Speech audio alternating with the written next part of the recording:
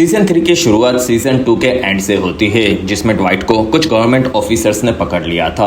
और अगर आपको यहाँ तक की स्टोरी नहीं पता तो आपको मेरी सीजन 1 और 2 पर बनी हुई वीडियोस को देखना होगा, जिसका लिंक मैंने नीचे डिस्क्रिप्शन और ऊपर आई बटन में दिया हुआ है।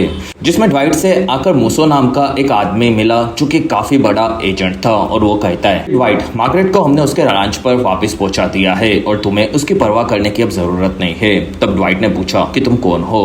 तब मूसो कहता है कि मेरा नाम मूसो है और हम पहले भी मिलने वाले थे, क्योंकि तब तुमने मेरे एजेंट रिपल को मार दिया था। तब ड्वाइट कहता है कि मैंने उसे आजाद किया था। तब मूसो कहता है कि रिपल को मैंने इन्वर्निजी फैमिली के अंदर जासूसी के लिए भेजा था, जिससे वो तुम लोगों को पकड़वा सके। तब ड्वाइट कहता है कि वो जलकर मरने वाला था, इसलिए मैंने उसे एक ही गोली मारकर आजाद किया था। और 25 सालों के बाद का तुम क्या बदला लेने के लिए आए हो? तब मूसो कहता है कि बिल्कुल नहीं, मुझे तो तुम्हारे चिकी, बाइक गैंग सबको मारने के बारे में हर एक चीज पता है। साथ ही तुम्हारे यहाँ पर आने के बाद हर मिलने वाले इंसान की मेरे पास पूरी जानकारी है, लेकिन मैं तुम्हारे इस मास मर्डर के खिलाफ कुछ नहीं करूंगा। तब ड्वाइट ने पूछा कि फिर तुम्हें क्या चाहिए? तब मूसो कहता है कि हमारे एजेंसी की कुछ लिमिट्स है, जिसके चलते हम काफी काम नहीं कर सकते, लेकिन तुम हर एक काम कर सकते हो और तुम्हारी कोई लिमिट नहीं है। इसलिए अब मैं तुम्हें तुम्हारी आजादी के बदले में अपनी कैद दे रहा हूँ, और तुम्हें मैं फोन करूंगा तब तुम्हें मेरा हर बार फोन उठाना होगा, वरना तुम्हारे साथ तुम्हारी टीम को बहुत ही ज्यादा यह भारी पड़ेगा। तब ड्वाइट ये सुनकर दुखी हुआ। कुछ देर बाद ड्वाइट को वापस उसके घर पर ऑफिसर्स ने छोड़ दिया। तब उसे वहां पर बिगफुट मिला और ड्वाइट कहता है कि मैं नींद में चलते हुए बाहर निकल गया था। फिर ड्वाइट ने मार्गरेट से रांच में मुलाकात की। तब मार्गरेट ने पूछा कि वो लोग गन्स लेकर मेरे घर में घुसे थे और वो लोग कौन थे? तब ड्वाइट कहता है कि उन लोगों को हमारे बारे में हर एक चीज पता है। तब मार्गरेट कहती है कि उन्हें हमसे क्या चाहिए और तुम इतने डरे हुए क्यों हो? तब ड्वाइट कहता है कि वो मेरे परिवार के खिलाफ कुछ भी कर सकते हैं, इसलिए जब तक ये चीजें शांत नहीं हो जाएगी हम दोनों दूर रहेंगे। फिर ड्वाइट वहां से निकल गया। तब मार्गरेट दुखी हुई। फिर ड्वाइट और बिगफुट आगे बढ़ रहे थे। तब ड्वाइट को रे नाम के एक न्यूयॉर्क की बड़ी माफिया फैमिली से कॉल आया, जो कि चिकी की जगह पर अब ड्वाइट के पीछे पड़ने वाला था। और फिर दोनों ने साथ में मिलने का डिसाइड किया, और अब ड्वाइट इन सभी गैंगस्टर ड्रामा से परेशान होता जा रहा था, जो कि खत्म ही नहीं हो रहे थे। एक हफ्ते के बाद शहर में एक फेस्टिवल चल रहा था। वहां पर जोना और ड्वाइट के बेटे टीना के बच्चों के साथ वो खेल रहा था, और फिर वहां पर ड्वाइट ने उन दोनों बच्चों को बताना शुरू किया कि यहाँ पर ये फेस्टिवल क्यों मनाया जाता है, जिसकी एक काफी ब्रूटल कहानी थी। इसी वजह से जोना वहां से बच्चों को लेकर निकल गई। फिर वहां पर गोडी आया, जो कि रे के आने का संदेशा लाया था। तब ड्वाइट उसके साथ आगे बढ़ा और वो तीनों एक होटल रूम में आए, और फिर ड्वाइट अंदर आकर रे से मिला, जिसमें इन्वर्सी फैमिली के साथ 3 और माफिया फैमिली थी, जो कि पूरी न्यूयॉर्क की माफिया गैंग को चलाती थी, और रे उनमें से एक फैमिली से था। तब वहां पर रे ने उसके पोते के लिए गिफ्ट ड्वाइट के साथ पैक करवाया। फिर रे ड्वाइट की तारीफ करने लगा कि यहाँ पर उसने खुद की एक नई दुनिया बना ली है और वो काफी बिजी है। साथ ही वो भी इन्वर्निजी फैमिली की दखलंदाजी से नाराज था, और वो ड्वाइट को पूरा तुलसा देने के लिए तैयार था। तब ड्वाइट खुश हुआ और वो कहता है कि तुम सही कह रहे हो, और अब तुलसा ही मेरा घर है, और चिक्की के जाने के बाद तुम भी न्यूयॉर्क को अच्छे से संभाल लोगे, ऐसा मुझे भरोसा है। फिर रे ड्वाइट के पास बैठा और वो कहता है कि मुझे तुम हमेशा से पसंद हो, जिसमें हम दोनों ने सब कुछ अपने दम पर बनाया है, इसलिए हम दोनों को अब चीजों को शेयर भी करना होगा। तब ड्वाइट समझ गया कि रे भी उसका हिस्सा मांगने आया है, और तब रे कहता है कि तुम अपने परिवार के साथ सब शेयर करना चाहोगे ही। और तब ड्वाइट कहता है कि तुम तुलसा को भूल जाओ, क्योंकि शेयरिंग करना तो अच्छी बात है, लेकिन ये चीज मैं अपनी मर्जी से डिसाइड करूंगा। फिर ड्वाइट वहां से निकला। तब गोडी ने बाहर आकर पूछा कि अंदर क्या बात हुई? तब ड्वाइट कहता है कि वो मुझे यहाँ से निकलकर मुझे रिटायर करना चाहता है, और फिलहाल मेरा रिटायर होने का कोई इरादा नहीं है। दूसरी तरफ हमें मिच नजर आया, जो कि उसके शोरूम में एक बुढ़ी औरत को कार बेचने का ट्राई कर रहा था, और वो कहता है कि ये बेहतरीन कार मैं अपनी माँ के लिए लेकर जाने वाला था, जो कि आपके लिए ज्यादा बेस्ट रहेगी। तब वो औरत कहती है कि मैं तुम्हारी माँ की उम्र की बुढ़ी तो नहीं हूँ, और फिर वो हंसकर वहां से निकल गई। तब वहां पर क्लियो नाम की एक लड़की कहती है कि मैं तुम्हें छोड़कर गई, तब तो मिच तुम ऐसे नहीं थे। और तब मिच आकर क्लियो से मिला, जिसमें वो दोनों पुराने लवर्स थे। फिर वो दोनों अंदर आकर बात करने लगे। तब मिच ने क्लियो के वापिस आने का कारण पूछा। तब क्लियो कहती है कि मेरे पिता का दारू का बिजनेस अंकल जेरी को वो बेच रहे हैं, क्योंकि उन्हें पैसों की खास जरूरत है, और इसी वजह से मैं वापस आई थी। फिर उसने मिच को उनकी ब्रांड की दारू दी और कहा कि तुम्हें ये सब बेकार एडवर्टाइज करने के बाद नशे में रहकर खुद को संभालना चाहिए। तब मिच हंसने लगा। फिर वहां पर दोनों ने किस किया, और क्लियो वहां से मिच को बाय बोलकर निकली। रात होने पर कैसीनो में सभी लोग एंजॉय कर रहे थे, और ड्वाइट वहां पर आकर स्पेंसर से मिला, जिसमें स्पेंसर उसके बिजनेस के स्टडीज के बारे में बताने लगी। और फिर टाइसन वहां पर आकर मिला जो कि उसी जगह को संभालता था और ड्वाइट को टाइसन के कपड़े उसके जैसे लगे। फिर वहां पर मार्गरेट आकर ड्वाइट से मिली और उसने पूछा कि तुम मुझे छोड़कर चले क्यों गए। तब ड्वाइट कहता है कि उन लोगों ने मुझे उठा लिया था और वो लोग मुझे कुछ काम देने वाले हैं और उसके चलते मैं तुम लोगों को खतरे में नहीं डालना चाहता और खास करके तुम्हें। तब मार्गरेट नाराज हुई और ड्वाइट ने उससे माफी मांगी। तब मार्गरेट ने ड्वाइट को गिफ्ट दिया जो कि उसने पहले ही लिया था और वो असल में शर्ट के ऊपर के जनरल के बैजेस थे जो कि ड्वाइट को काफी ज्यादा पसंद आए। फिर मार्गरेट वहां से निकली। तब वहां पर मिच आकर ड्वाइट से मिला और वो कहता है कि ड्वाइट, मुझे लगा था कि शोरूम चलाने में काफी मजा आएगा लेकिन अब मुझे वो जोकर जैसा फील हो रहा है और मुझे वो काम बिल्कुल नहीं पसंद। तब ड्वाइट कहता है कि अगर तुम्हें वो नहीं पसंद तो तुम्हें उसे छोड़ देना चाहिए क्योंकि जिंदगी काफी छोटी होती है। तब मिच कहता है कि मैं तो तुमसे इसी बारे में बात करने के लिए आया था क्योंकि अभी अभी मेरी एक्स गर्लफ्रेंड शहर में वापस आई थी और उसके डैड का यहाँ पर दारू बनाने का काफी बड़ा फैक्ट्री है जो कि वो पीढ़ियों से चला रहे हैं और ये दारू तुम पीकर देखो क्योंकि वो पैसों की प्रॉब्लम में है और वो अपने दुश्मनों को फैक्ट्री बेचने वाले हैं लेकिन हमारे पास वो फैक्ट्री होनी चाहिए। तब ड्वाइट ने दारू टेस्ट की जो कि काफी बेहतरीन थी। तब मिच कहता है कि वो आदमी जीनियस है लेकिन उसके सामने डनमायर फैमिली है जो कि काफी खतरनाक है। तब ड्वाइट कहता है कि वो तो हम देख लेंगे। दूसरी तरफ जोना स्टोर में आकर बॉडी से मिली और उसने बताया कि मेरे साथ चलो क्योंकि हमें ड्वाइट ने थोड़ा काम दिया है। तब वहां बॉडी को ड्वाइट के सिवा दूसरों से ऑर्डर लेना बिल्कुल पसंद नहीं था। फिर अंदर जोना ने बॉडी को कैल का हिस्सा उस तक पहुंचाने के लिए कहा क्योंकि ड्वाइट ने यह कहा था। साथ ही वो अपने साथ टाइसन और ग्रेस को भी लेकर जा सकता था क्योंकि बिल काफी खतरनाक है। तब वहां बॉडी भटका हुआ बैग में पैसे भर रहा था। तब ग्रेस ने बॉडी के भटकने का कारण पूछा तो बॉडी कहता है कि मुझे उन आदमियों को पैसे देने हैं जिन्होंने मेरे बेस्ट फ्रेंड जिमी को मार दिया था। तब ग्रेस समझ गई कि बॉडी इसी के चलते काफी परेशान है। दूसरी तरफ ड्वाइट और मिच क्लियो के पिता के घर के बाहर आए। इनका एक काफी बड़ा घर था और बाहर उनका पुराना सामान बेचा जा रहा था जो कि गुडी को पसंद आने लगा। तब वहां पर क्लियो आकर मिच से मिली और मिच ने उन्हें ड्वाइट से मिलवाया और ड्वाइट कहता है कि बेटा मैं तुम्हारे पिता से मिलना चाहता हूँ। तब क्लियो वहां से उन्हें अंदर लेकर निकली। फिर अंदर आकर ड्वाइट क्लियो के पिता थियो से मिला। साथ ही ड्वाइट ने उसे अपनी बिजनेस डील बताई। तब थियो कहता है कि मैंने आपके बारे में भी पता किया है और आपका भी काफी बड़ा क्रिमिनल रिकॉर्ड है। तब ड्वाइट कहता है कि दारू का लाइसेंस लेने के लिए मुझे भी थोड़े बहुत बुरे काम करने पड़े और फिलहाल आपने जेरी से हाथ मिलाया है तो मैं जानना चाहता हूँ कि वो आपको कितने पैसे दे रहा है। तब थियो ने यह बताने से मना कर दिया क्योंकि वो उनकी दोस्ती की डील थी। तब ड्वाइट कहता है कि वो जितना भी दे रहा है मैं डबल दूंगा। तब वहां पर थियो इस बारे में सोचने लगा। फिर भी उसने मना कर दिया क्योंकि जेरी काफी ज्यादा खतरनाक था। तब ड्वाइट मान गया। बाहर की तरफ मिच और क्लियो घूम रहे थे। वहीं पर कॉल नाम का एक लड़का आया जो कि असल में जेरी का बेटा था और कॉल और मिच दोनों की बनती नहीं थी क्योंकि क्लियो को दोनों पसंद करते थे और क्लियो मिच के साथ थी। तब वहां पर कॉल मिच के शोरूम में जोकर बनने का मजाक उड़ा रहा था और फिर उसने क्लियो को उनकी डील के लिए पार्टी करने के बारे में पूछा। तब क्लियो ने मना कर दिया। तब कॉल वहां से निकला। तब वहां पर ड्वाइट बाहर आया। वहीं पर उसे टाइसन का फोन आया और वो कहता है कि बॉडी अपनी इलेक्ट्रिक कार को लाया था जिसके चलते उसका बैटरी खत्म हो गया और हम लोग रास्ते में खड़े हैं जिसमें मुझे बिल के लोगों को यहाँ पर बुलाना है। तब ड्वाइट ने कॉन्फ्रेंस में बिल को भी लिया और फिर टाइसन ने सभी चीजें बताई। तब बिल कहता है कि मैं साइडर से बात नहीं करता और ड्वाइट तुम बोलो। तब ड्वाइट कहता है कि तुम अपने आदमियों को वहां पर भेज दो। तब ड्यूक भड़का हुआ था लेकिन ड्वाइट ने उससे रिक्वेस्ट मानने के लिए कहा और फोन कट कर दिया। फिर ड्वाइट कहता है कि ये बिल हमेशा भटका हुआ ही रहता है। तब वहां पर गुडी काफी सारा सामान खरीद कर लाया था और ड्वाइट ने उसे बताया कि थियो का ये जगह पर इतना बड़ा घर और बड़ी फैक्ट्री है और अगर वो भी डर रहा है तो जरूर कोई बात होगी। दूसरी तरफ टाइसन, बॉडी और ग्रेस रास्ते में उनके परेशानियों के बारे में बात कर रहे थे। वहीं पर बिल की गैंग से 3 लोग आए और तीनों ने आकर पैसे मांगे। तब ग्रेस ने उन्हें बैग दिया और तब चैड ने बैग को चेक किया। तब उस बैग में काफी सारी कॉमिक बुक्स थी और तब वहां पर टाइसन ने बॉडी को पूछा कि पैसे कहां पर है। तब बॉडी कहता है कि शायद मैंने गलती से मेरा कॉमिक बैग उठा लिया होगा और तुम मेरे साथ वापस ऑफिस में चलो, मैं तुम्हारा पैसा वहां पर तुम्हें दे दूंगा। तब वहां पर चैड ने 2 लोगों को वहां पर टाइसन और ग्रेस के पास छोड़ा और वो बॉडी के साथ शॉप जाने वाला था।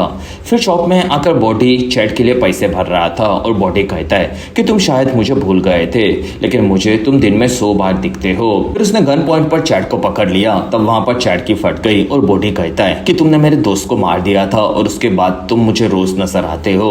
तब चैड कहता है कि वो हमारी पुरानी बात थी। तब बॉडी कहता है कि तुम उस दिन हम दोनों को मारने के लिए आए थे, बस तुम्हारा निशाना सिर्फ मेरे दोस्त तक पहुंचा और मैं उसी वजह से बच गया। और तुम्हारा बाप जो भी बोलता है वो तुम बिना सोचे करने तैयार हो जाते हो और फिर भी तुम खुद को एक बड़ा गैंगस्टर समझते हो, लेकिन तुम उसके कुत्ते हो। और अब बोलो कि मेरी टट्टी जैसी बेकार जिंदगी को छोड़ देने के लिए शुक्रिया।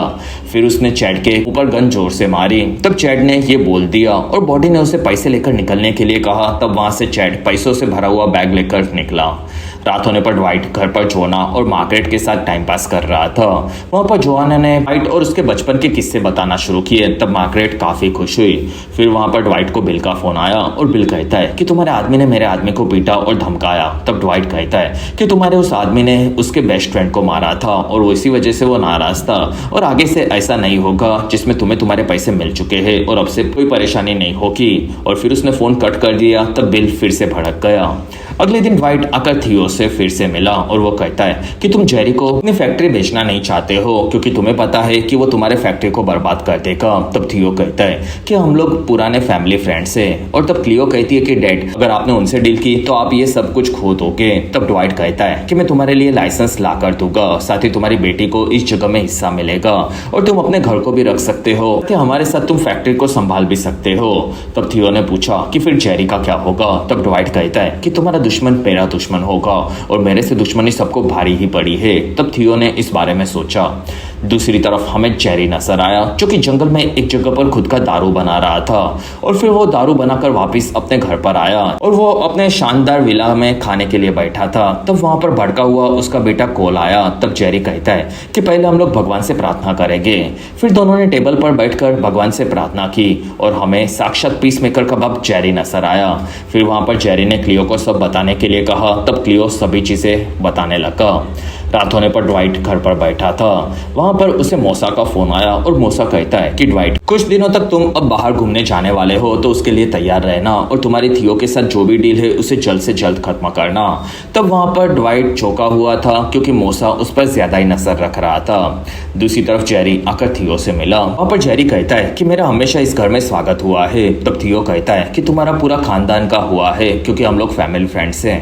तब जेरी कहता है कि फिर तो हमारी दोस्ती टूटनी नहीं चाहिए थी क्योंकि हमने पहले ही डील कर ली थी, लेकिन तुम उसे बदल रहे हो। तब थियो कहता है कि तुमने मुझसे जबरदस्ती वो डील करवाई थी जो कि मेरी फैमिली के लिए सही नहीं थी और मुझे एक बेहतर डील ऑफर हुई है जो कि मेरी और मेरी पूरी फैमिली के लिए अच्छी है और इसी वजह से मैं तैयार हूँ। और तब जेरी कहता है कि कोई बात नहीं, मैं तुम्हें शुभकामना देने के लिए आया था। और फिर वो बाहर निकला। तब थियो के साथ गुंडों ने अंदर जाकर जेरी को काफी ज्यादा पीटा और फिर उन्होंने पूरे के पूरे घर को ही जला दिया। और इसी के साथ ये बेहतरीन एपिसोड 1 यहीं पर खत्म हुआ। और अगर आपको ये वीडियो पसंद आया तो प्लीज आप मेरा 1000 लाइक्स का टारगेट और 40,000 सब्सक्राइबर्स का टारगेट कैसे भी खत्म करो।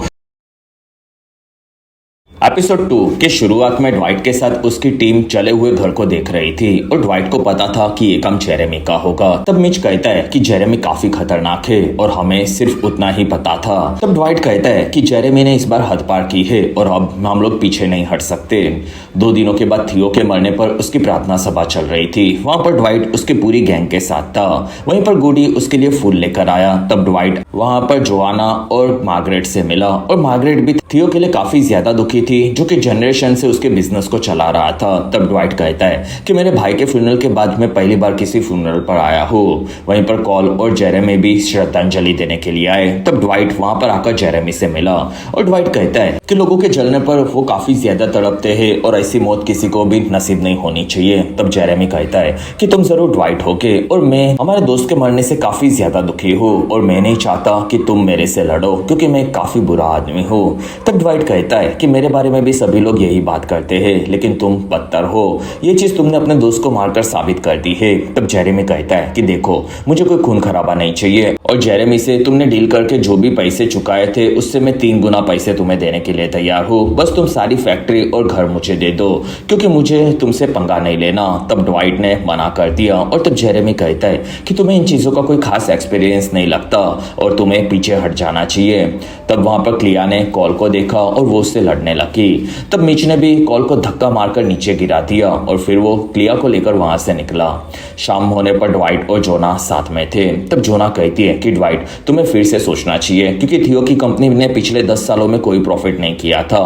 तब ड्वाइट कहता है कि हाँ, हमारी बात हुई थी जिसमें डिस्ट्रीब्यूटर्स ने उसका साथ छोड़ दिया था, जिसके चलते वो अपनी अच्छी दारू को भी बेच नहीं पा रहा था। तब जोना कहती है कि ड्वाइट, उससे अच्छा हम लोग एक नई कंपनी खोल देंगे और जेरेमी से हमें काफी अच्छे पैसे भी मिल रहे हैं। तब ड्वाइट कहता है कि मैं अब बुढ़ा हो चुका हूँ और फिलहाल मेरे पास ज्यादा टाइम नहीं है और जेरेमी अगर इतने पैसे दे रहा है तो कंपनी में जरूर कोई बात होगी। तब जोना कहती है कि फिर तो हमें इस बारे में पता लगाना होगा। फिर वहां से दोनों जले हुए घर के पास वापस आए। तब वहां पर मिच और क्लिया थे और क्लिया वहां पर इंश्योरेंस एजेंट से बात कर रही थी। फिर क्लिया ने आकर बताया कि वो लोग पैसे नहीं देने वाले क्योंकि जेरेमी ने सबको खरीद रखा है और वह काफी घटिया आदमी है। तब ड्वाइट ने क्लिया को पूछा कि जेरेमी से मुझे कोई खास फर्क नहीं पड़ता, लेकिन मुझे इस जगह के वो 3 गुना पैसे देने तैयार था और वो काफी ज्यादा है, तो इस चीज का कारण क्या हो सकता है। तब क्लिया उन सभी को पास के एक बंद मंदिर में लेकर आई और वहां पर क्लिया ने उन सभी को पुराने दारू के कैंस दिखाए जो कि सदियों से उसके परिवार ने वहां पर तैयार रखे थे। और क्लिया ने बताया कि ये चीज हमारा पूरा खानदान जिंदगी भर करता आ रहा है और ये दारू दुनिया की सबसे बेस्ट और पुराने दारू में से एक है, जिसके चलते एक एक कैन की कीमत मिलियंस में होगी। और जेरेमी को इस बारे में अंदाजा था लेकिन उसे इस जगह के बारे में नहीं पता। तब ड्वाइट को अंदाजा आ गया कि वहां पर $150 मिलियन की कीमत की दारू होगी जो कि इंडियन रुपीस में 1300 करोड़ होते हैं। तब वहां पर पूरी टीम चौंक गई। फिर उन सभी ने आकर फैक्ट्री को देखा। तब क्लिया ने उन सभी बंद मशीन्स को दिखाना शुरू किया। तब ड्वाइट ने उसकी पूरी टीम को वहां पर उन्हें जो भी जानकारी है वो बताने के लिए कहा। तब बॉडी उन मशीनों के बारे में काफी ज्यादा जानता था और वो सबको समझाने लगा और उन्हें मशीन्स को शुरू करना था, साथ ही कैसीनो के साथ वो शॉप में भी थोड़ा बहुत दारू बेच सकते थे। तब ड्वाइट को ये आइडिया पसंद आया। तब क्लिया कहती है कि मेन बिजनेस डिस्ट्रीब्यूटर से होता है जो कि जेरेमी के कहने पर हमारे दारू को बेचने तैयार नहीं है। तब ड्वाइट कहता है कि मैं डिस्ट्रीब्यूटर से खुद जाकर बात करूंगा। तब बॉडी कहता है कि हमें एक प्लम्बर की जरूरत होगी। तब वहां पर सबने टाइसन को उसके पिता से बात करने के लिए कहा। तब टाइसन मान गया। दूसरी तरफ गुडी आकर एक सपोर्ट ग्रुप में लोगों से बात कर रहा था और वो उनसे अरमांड के बारे में पूछने लगा जो कि दारू पीकर पूरा दिन पड़ा रहता था और उसने अपनी जिंदगी बर्बाद कर दी थी। तब सभी लोग उसके बारे में बात करने से काफी ज्यादा डर रहे थे। तब तक टाइसन आकर मार्क से मिला और उसने बताया कि डैड, हमने एक नया बिजनेस दारू का स्टार्ट किया है और हमें हमारे मशीन्स को ठीक करने में आपकी जरूरत है। तब मार्क कहता है कि वो फैक्ट्री जलने वाले घर के मालिक की होगी। तब टाइसन कहता है कि डैड, उसमें ड्वाइट की गलती नहीं थी। तब मार्क कहता है कि ऐसा तो मैंने भी नहीं कहा और मुझे ड्वाइट के लिए कोई भी काम नहीं करना। तब टाइसन कहता है कि डैड, मुझे पता था कि आप यही कहोगे, इसलिए मैं बस एक बार पूछने के लिए आया था। फिर टाइसन वहां से निकल गया। तब मार्क की माँ डैनी ने आकर कहा कि टाइसन अब मेरे से बात नहीं करता और वो यहाँ पर क्यों आया था। तब मार्क कहता है कि उसके बॉस को मेरे काम में मदद चाहिए थी। तब डैनी कहती है कि तुम्हें वो करना चाहिए क्योंकि उसी तरह से तुम हमारे बेटे पर नजर रख सकते हो। तब मार्क मान गया। दूसरी तरफ ड्वाइट, मिच और बिगफुट आकर डिस्ट्रीब्यूटर वॉल्ट से मिले। तब वॉल्ट ने पूछा कि तुम लोगों को क्या चाहिए। तब ड्वाइट कहता है कि हम लोग मॉनरेक बॉन कंपनी को अब संभालते हैं और ये शहर की सबसे बेस्ट दारू है जो कि तुम्हें अपने शॉप में रखनी चाहिए। तब वॉल्ट कहता है कि यहाँ पर उसके लिए जगह नहीं है क्योंकि ये सभी जगह फुल है। तब मिच कहता है कि तुम पहले यही ब्रांड को बेचते थे लेकिन अब तुम मना कर रहे हो। तब वॉल्ट कहता है कि अब वक्त बदल चुका है और दूसरे दारू ज्यादा चलते हैं। तब मिच कहता है कि फिर तुम्हारे वहां पर सिर्फ जेरेमी की दारू क्यों है और क्या तुम्हें डराता है। तब वॉल्ट कहता है कि देखो, मुझे कोई पंगा नहीं चाहिए और मैं चुपचाप अपने बिजनेस को करने के लिए आया हूँ। तब ड्वाइट कहता है कि हम भी अपने बिजनेस को चुपचाप करना चाहते हैं और बिगफुट, तुम जाकर वॉल्ट को थोड़ा सा समझाओ। तब वहां पर बिगफुट आकर वॉल्ट से पूछ रहा था कि क्या तुम्हें हमारी बातें समझ में आ रही है। तब वॉल्ट कहता है कि तुम्हारी बातें काफी डरावनी है और वो समझ में आ रही है। तब ड्वाइट कहता है कि वॉल्ट, तुम सिर्फ यहाँ पर हमारे माल करो को, बाकी चीजें हम लोग संभाल लेंगे। तब वहां पर वॉल्ट डर के चलते मान गया।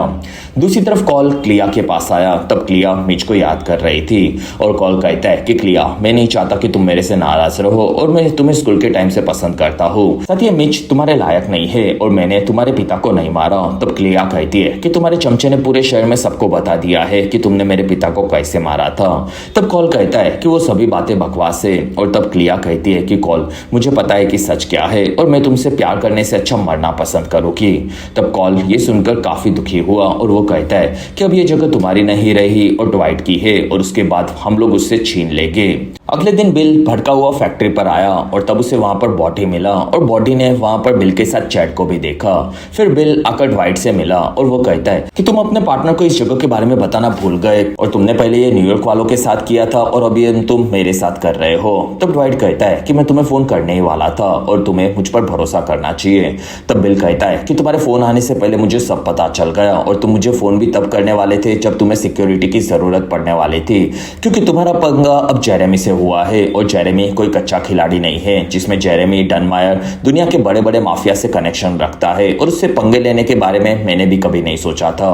तब जोना कहती है कि तुम दारू के डिस्ट्रीब्यूशंस में हमारी मदद करो, क्योंकि यहाँ पर जेरेमी ने सबको डरा कर रखा है। साथ ही हम यहाँ पर जो भी डील करेंगे वो हम दोनों के बीच में होगी और हमें न्यूयॉर्क को अब कोई पैसे देने की जरूरत नहीं है। तब बिल कहता है कि मुझे 50% चाहिए। तब ड्वाइट कहता है कि हमारी डील वीट बिजनेस में वैसे हुई थी और ये दारू का बिजनेस है जिसमें मैंने पूरा का पूरा पैसा इन्वेस्ट किया है, साथ ही मैं सभी चीजों को सेट कर रहा हूँ, इसलिए मैं तुम्हें 7.5% ही दूंगा और वो तुम्हारे लिए सबसे बेस्ट होगा। तब बिल भड़क कर वहां से निकल गया, लेकिन ड्वाइट को पता था कि वो ये डील मान लेगा। फिर बिल नीचे आया, तब उसे वहां पर विंस का फोन आया और उसने कहा कि बिल, हमारी हालत न्यूयॉर्क में खास नहीं चल रही है और क्या हमारा वहां पर कुछ हो सकता है। तब बिल कहता है कि मुझे जरूरत होगी तो मैं तुम्हें बताऊंगा, जिसमें हमें विंस उसके दोस्तों के साथ एक रेस्टोरेंट में काम करते हुए नजर आया। तब तक मार्क फैक्ट्री में आया और टाइसन अपने पिता से मिलकर काफी खुश हुआ। फिर मार्क वहां पर सबसे मिला। तब जोना ने मार्क के सामने उसके बेटे की तारीफ की और तब मार्क ने वहां पर सबकी मदद करना शुरू किया, जिसमें उन लोगों ने दारू के मशीन्स के पाइप्स को ठीक करना शुरू कर दिया था।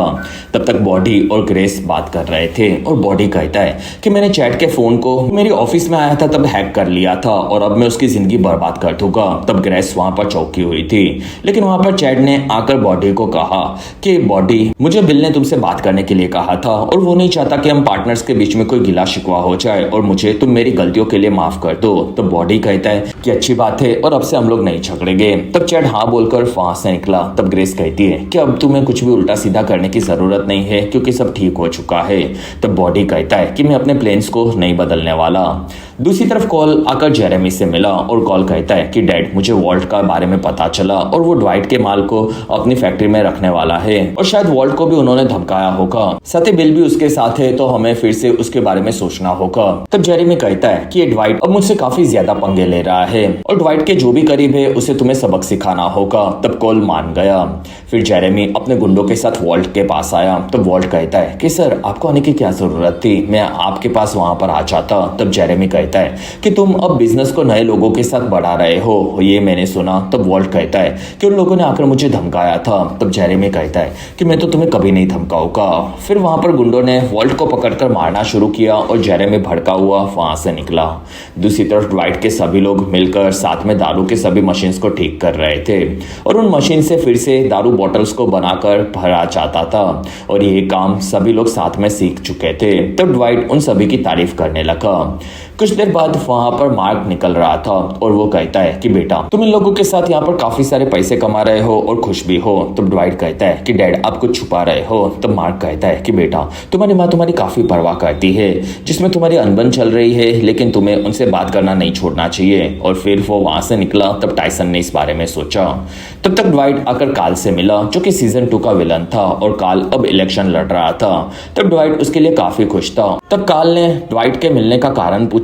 तब ड्वाइट कहता है कि मैं तुम्हारी मदद करने वाला हूँ जिससे तुम इलेक्शन जीत सको। तब कैल कहता है कि तुम पहले से मुझे अपनी जेब में रखना चाहते हो, क्योंकि अभी भी तक मैं मेयर नहीं बना हूँ और मुझे पता है कि तुमने जेरेमी से पंगा ले लिया है। तब ड्वाइट हंसने लगा और वो कहता है कि हमारी दोस्ती आगे बढ़ेगी और ये हम दोनों के लिए सही होगा और मुझे पता है कि तुम इलेक्शन जरूर जीत जाओगे। फिर एक दिन मैं तुम्हें फोन करूंगा और तब से तुम्हें मेरे लिए कोई भी काम को मना नहीं करना होगा। तब कैल वहां पर हंसकर निकल गया। रात होने पर मिच के घर पर वो उसके पिता के साथ था और अब क्लिया भी कॉल के खतरे के चलते वहीं पर रहती थी। तब दोनों साथ में काफी खुश थे और उन्हें बाहर से आवाज आई। तब मिच गन लेकर बाहर आया और ऊपर 2 मास्क पहनकर गुंडों ने मिच पर हमला कर दिया। तब मिच ने उन सभी को पीटा और क्लिया ने उनमें से एक के हाथ में चाकू मार दिया। तब दोनों गुंडे वहां से भाग गए। तब जाकर मिच और क्लिया शांत हुए, जिसमें कॉल चाकू के घाव के चलते घायल हो चुका था और वो उसके पिता के पास आया। तब जेरेमी अपने बेटे को घायल देखकर काफी भड़क गया। तब कॉल ने माफी मांगी और जेरेमी ने कॉल के घाव पर जोर से चलाया और तब कॉल काफी तड़प रहा था। दूसरी तरफ घर पर मिच और क्लिया थे। तब मिच कहता है कि क्लिया, मेरे घर पर खतरा है और तुम्हें शहर को छोड़ देना चाहिए। तब क्लिया कहती है कि मिच, मेरे परिवार में कोई मेरा कजिन या अंकल नहीं है और अब मैं सिर्फ अकेली बची हूँ। साथ ही मैं अपने पिता की लेगेसी को छोड़कर कहीं नहीं जाने वाली। तब वहां पर मिच खुश हुआ और उन दोनों ने वहां पर किस किया। अगले दिन ड्वाइट अपने बार में आया। तब वहां पर मूसो का उसे फोन आ रहा था जो कि ड्वाइट नहीं उठा रहा था। तब गुडी कहता है कि ड्वाइट, अरमांड अभी तक नहीं मिला, लेकिन मैंने उसकी वाइफ से बात की और अरमांड उसे भी आकर अब नहीं मिलता है। तब ड्वाइट कहता है कि अरमांड को तुम जल्द से जल्द ढूंढ कर लेकर आओ। तब गुडी मान गया और वहीं पर ड्वाइट को जेरेमी दिखा जो कि उसके बार में आया था। तब दोनों वहां से आकर एक टेबल पर बात करने के लिए बैठ गए। तब तक कॉल बार के बाहर था और वहां पर स्पेंसर निकल रही थी। तब एक आदमी नशे में स्पेंसर को छेड़ रहा था। फिर उसने स्पेंसर के साथ जबरदस्ती करने की कोशिश की। तब कॉल ने आकर उसे पीटा और फिर कॉल वहां से निकल गया। तब स्पेंसर का कॉल को देखकर पानी निकल गया।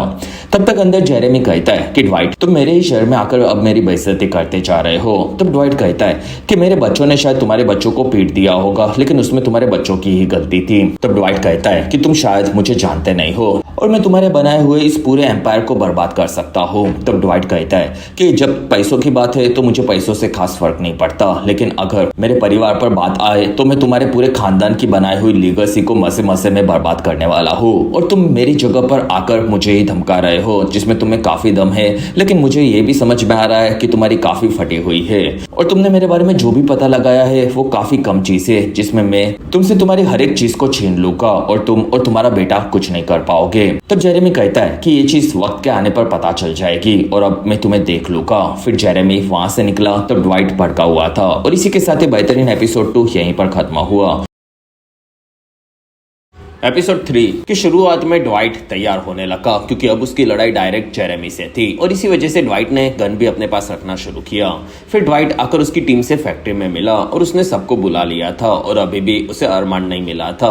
फिर ड्वाइट ने उसकी टीम को बताया कि जेरेमी काफी खतरनाक है और उसके बारे में और चीजें मैं पता लगा रहा हूँ, लेकिन तब तक हमें कोई भी गलती नहीं करनी होगी। साथ ही सबको साथ में रहकर एक दूसरे को संभालना होगा। तब वहाँ पर सभी लोग इस चीज के लिए मान गए, लेकिन वहाँ पर टाइसन जेरेमी के साथ वो लोग क्या करेंगे ये जानना चाहता था। तब ड्वाइट कहता है कि पहले तो हम उसके बारे में पता लगाएंगे और फिर सोचेंगे। वहीं पर ड्वाइट को मूसो का फोन आया। तब ड्वाइट को इस बार उसे उठाना पड़ा और मूसो ने ड्वाइट को एक होटल के बाहर व्हाइट कार में पहुंचने के लिए कहा। तब ड्वाइट कहता है कि मैं थोड़ा सा बिजी हूँ। तब मूसो कहता है कि तुम्हें अपनी टीम को बचाने की फिलहाल जरूरत नहीं है और मेरे बताए हुए एड्रेस पर अभी के अभी आ जाना। तब ड्वाइट वहां से जोआना को बाय बोलकर निकला और जोआना समझ गई कि कुछ तो गड़बड़ है। फिर ड्वाइट उसकी कार के पास आया। तब वहां से ड्वाइट ने बिगफुट को वापस जाने के लिए कहा और ड्वाइट आकर उस कार में बैठ गया जिसमें वो टेस्ला कार थी और वो ऑटोमेटिक ड्वाइट को लेकर आगे बढ़ी। फिर वो उसे मूसो के पास लेकर आई। तब ड्वाइट कार की तेजी के चलते मूसो को पीटने की धमकी देने लगा। तब मूसो कहता है कि फिर तो मुझे तुम्हारे साथ साथ तुम्हारी पूरी टीम को जेल में डालना होगा और अब मेरे साथ चलो। फिर वो दोनों वहां से निकले। तब मूसो कहता है कि ड्वाइट, हम लोग टेक्सास जा रहे हैं क्योंकि वहां पर एक बॉम्ब बनाने वाले आतंकवादी को मुझे पकड़ना है। तब ड्वाइट कहता है कि तुम मेरे पास सारे बुरे काम करवाकर खुद को क्लीन रखवाना चाहते हो। तब मूसो कहता है कि हम दोनों का यह पहला टीम वर्क साथ में होगा। दूसरी तरफ ड्वाइट की टीम सभी फैक्ट्री में दारू बना रहे थे। तब टाइसन भड़का हुआ था क्योंकि उसे जेरेमी के गुंडों से लड़कर उसे खत्म करना था, लेकिन फिलहाल उसे दारू बनानी पड़ रही थी। तब गुडी कहता है कि ड्वाइट ने हम सभी को कुछ भी उल्टा सीधा नहीं करने के लिए कहा है और हम लोगों को यहाँ पर अपने काम को खत्म करना होगा। तब टाइसन वहां से निकल गया और उसे कोल पर नजर रखनी थी। तब गुडी ने मना कर दिया क्योंकि ड्वाइट को ये चीज पसंद नहीं आने वाली थी और फिर गुडी वहां से निकला। तब टाइसन कहता है कि मैं ये अकेले भी कर सकता हूँ और तब ग्रेस और बॉडी भी उसका साथ देने के लिए मान गए। तब तक ड्वाइट ने मूसो से पूछा कि वो आतंकवादी कौन है। तब मूसो कहता है कि मैं तुम्हारी पूरी टीम पर नजर रख रहा हूँ और फिलहाल मुझे ये भी पता है कि तुम अरमांड को ढूंढ रहे हो, लेकिन वो गायब है और ऐसे मेरी नजर सभी पर थी। इसी बीच मुझे इस आदमी के बारे में भी पहले से पता था जिसका नाम डेक्स्टर डेकन है, जो कि एक काफी बड़े और बेहतरीन बॉम्ब बनाता है और वो एक राक्षस है। तब ड्वाइट कहता है कि मैं एक बिजनेसमैन हूँ और ऐसे लोगों से मैं डील नहीं करता। तब मूसो कहता है कि तुम्हें उससे बात करनी होगी क्योंकि वो काफी स्मार्ट है और मेरे जैसे लोगों को वो बैकग्राउंड से चेक करके आराम से पता लगा सकता है कि हम लोग क्रिमिनल नहीं है, लेकिन वो तुम्हारे जैसे सक्सेसफुल क्रिमिनल बिजनेसमैन को जल्द से जल्द अपना समझ लेगा और तुम्हारे काफी सारे दुश्मन है तो तुम उसके पास से बॉम्ब्स खरीदोगे, ये कॉमन है। तब ड्वाइट कहता है कि मैं किसी को बॉम्ब से नहीं उड़ाने वाला। वहीं पर कार को तेजी से चलाने के चलते मूसो की कार को वहां पर पुलिस वाले ने आकर रोक लिया।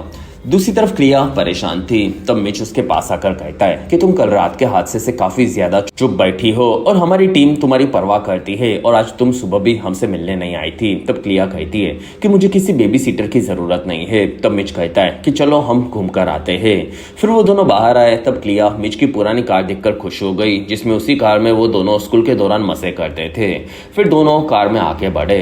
दूसरी तरफ ऑफिसर ने मूसो से बात की। तब मूसो ने अपना FBI का कार्ड दिखाया, लेकिन वहां पर ऑफिसर ड्वाइट को जानता था और वो पुलिस वाला नहीं था, इसलिए ऑफिसर ने ड्वाइट को बाहर बुलाया।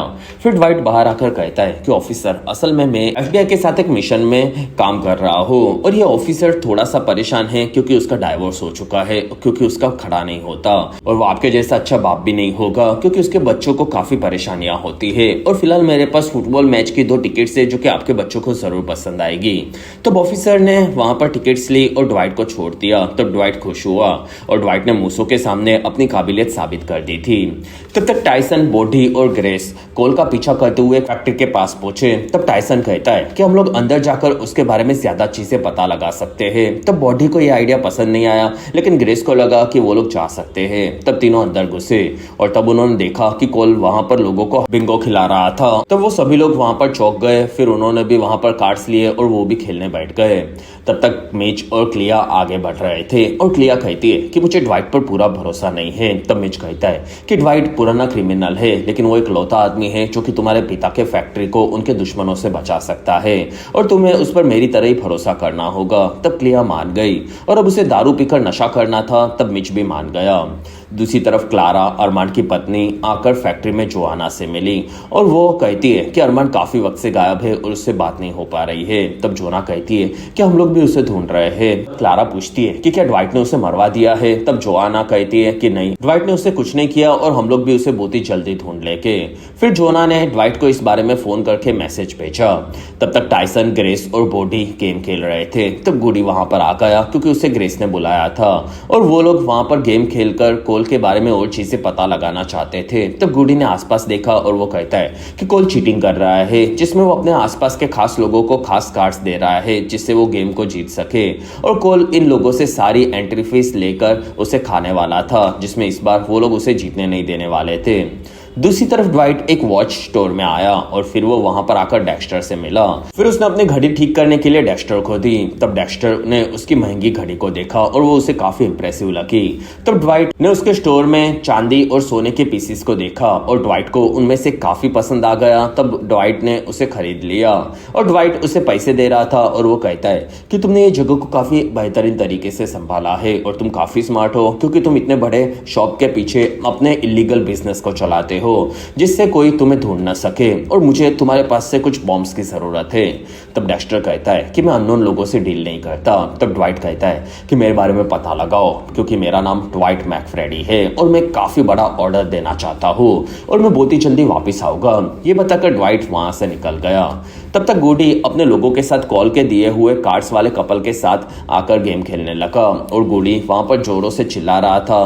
तब वहां पर टाइसन ने विनिंग कार्ड्स को चुरा लिया और फिर वहां पर उसने उन कार्ड से खुद को विनर घोषित कर दिया। तब वहां पर कॉल उसके पास आया और वो कहता है कि तुम लोग यहाँ पर कैसे आ गए। तब टाइसन कहता है कि हम लोग गेम खेलने आए थे और अब हम लोग जीत चुके हैं तो हमें पैसे चाहिए। तब कॉल कहता है कि तुम लोगों ने चीटिंग की है। तब गुडी कहता है कि कॉल, चीटर्स चीटिंग का इल्जाम नहीं लगाते और आज तुमने जितने भी पैसे कमाए हैं वो हमें दे दो वरना तुम्हारे राज को हम सबको बता देंगे। तब कॉल ने टाइसन को पैसे देने के लिए कहा और वो टाइसन से बदला लेगा इस चीज का वादा करके वो वहां से निकल गया। फिर ड्वाइट और मूसो वापस आ रहे थे। तब ड्वाइट कहता है कि उस आदमी को मैंने आज काफी ज्यादा डराया लेकिन वो डरने वालों में से नहीं था। तब मूसो कहता है कि वो काफी शरीफ दिखता है लेकिन वो काफी बुरा है। और तब ड्वाइट पूछता है कि क्या तुम्हें उससे कोई पर्सनल प्रॉब्लम है क्योंकि वो तुम्हें काफी बुरा लगता है और तुम अपनी टास्क फोर्स भेजकर उसे पकड़वा सकते थे लेकिन फिर भी तुमने मुझे चुना। तब मूसो कहता है कि तुम अकेले इंसान हो जो कि उसे पकड़ सकते हो। तब तक क्लिया नशा कर रही थी और फिर वो अपने गाड़ी को लेकर जेरेमी के घर के बाहर लेकर आई और उसने गार्डन खराब कर दिया और फिर वो दारू फेंककर दरवाजे को जलाना चाहती थी। तब गार्ड्स और मिच ने आकर उसे पकड़ लिया। फिर जेरेमी बाहर आया और वो कहता है कि क्लिया तुम यहाँ पर ये क्यों कर रही हो। तब क्लिया कहती है कि मैं अपने पिता का बदला लूंगी और मैं तुम्हें नहीं छोड़ूंगी। तब जेरेमी कहता है कि बेटा वो एक एक्सीडेंट था और वो किसी के भी साथ हो सकता है और उससे मेरा कोई लेना देना नहीं है और इस लड़की को यहाँ से तुम लेकर जाओ, क्योंकि अगली बार ये लड़की यहाँ पर आई तो मैं भी कोई गलत कदम उठा लूंगा। तब मिच वहां से क्लिया को लेकर निकल गया। दूसरी तरफ टाइसन जीते हुए पैसों से उसकी पूरी टीम को स्ट्रिप क्लब में लेकर गया था और वहां पर वो लोग काफी ज्यादा खुश थे, जिसमें वो लोग कोल को चिढ़ाकर बहुत ही ज्यादा अच्छे मूड में आ चुके थे। और वहीं पर डैनी नाम की एक लड़की आकर टाइसन से मिली और फिर वो टाइसन को लेकर ऊपर स्पेशल रूम में चली गई। तब टाइसन को डैनी से प्यार हो गया था और उसने डैनी को क्लब के बाहर मिलने के लिए पूछा। तब डैनी मान गई और वो दोनों करीब आ रहे थे। वहीं पर कॉल ने आकर टाइसन को गन पॉइंट पर पकड़ लिया। दूसरी तरफ मिच और क्लिया बार में वापस आ चुके थे। तब क्लिया ने माफी मांगी और आगे से ऐसा नहीं करने का वादा किया। तब मिच कहता है कि हर बार तुम ऐसा कुछ ना कुछ कर देती हो जिसके चलते हमें अलग होना पड़ता है और तुम फिर से अपनी जान खतरे में डालने वाली थी। तब क्लिया कहती है कि मैं बैठे बैठे जेरेमी का फिर से कुछ बुरा करने का वेट नहीं कर सकती। तब मिच कहता है कि तुम्हें अगर मेरी और ड्वाइट की मदद चाहिए तो तुम्हें ये सब बंद करना होगा और अगर ऐसा फिर से हुआ तो मैं तुम्हें छोड़ दूंगा। फिर वो वहां से निकल गया। तब तक कॉल के गुंडों ने टाइसन को पकड़कर काफी ज्यादा पीटा था। फिर कॉल ने मोंटेग्यू 50 दारू कहां पर है ये पूछा। तब टाइसन कहता है कि वैसी कोई दारू नहीं है और होती तो भी मैं तुम्हें नहीं बताता। तब कॉल के गुंडों ने टाइसन को पकड़कर काफी ज्यादा पीटा और फिर डैनी को बाहर निकालकर उसे मारने की धमकी दी। तब टाइसन ने अपने मुंह को खोल दिया और कुछ ही देर बाद कॉल मंदिर के अंदर गार्ड्स को मारकर पहुंचा था और उसने वहां पर सारे के सारे दारू के कैंस को देखा और वो खुश हुआ। फिर वो अपने गुंडों के साथ बाहर आया। तब टाइसन उसकी कार की डिक्की में कैद था और वहां पर कॉल के गुंडों ने टाइसन पर काफी सारी गोलियां चलाई और उसे डराया, लेकिन अंदर टाइसन खुश था क्योंकि उसकी कार बुलेट प्रूफ थी।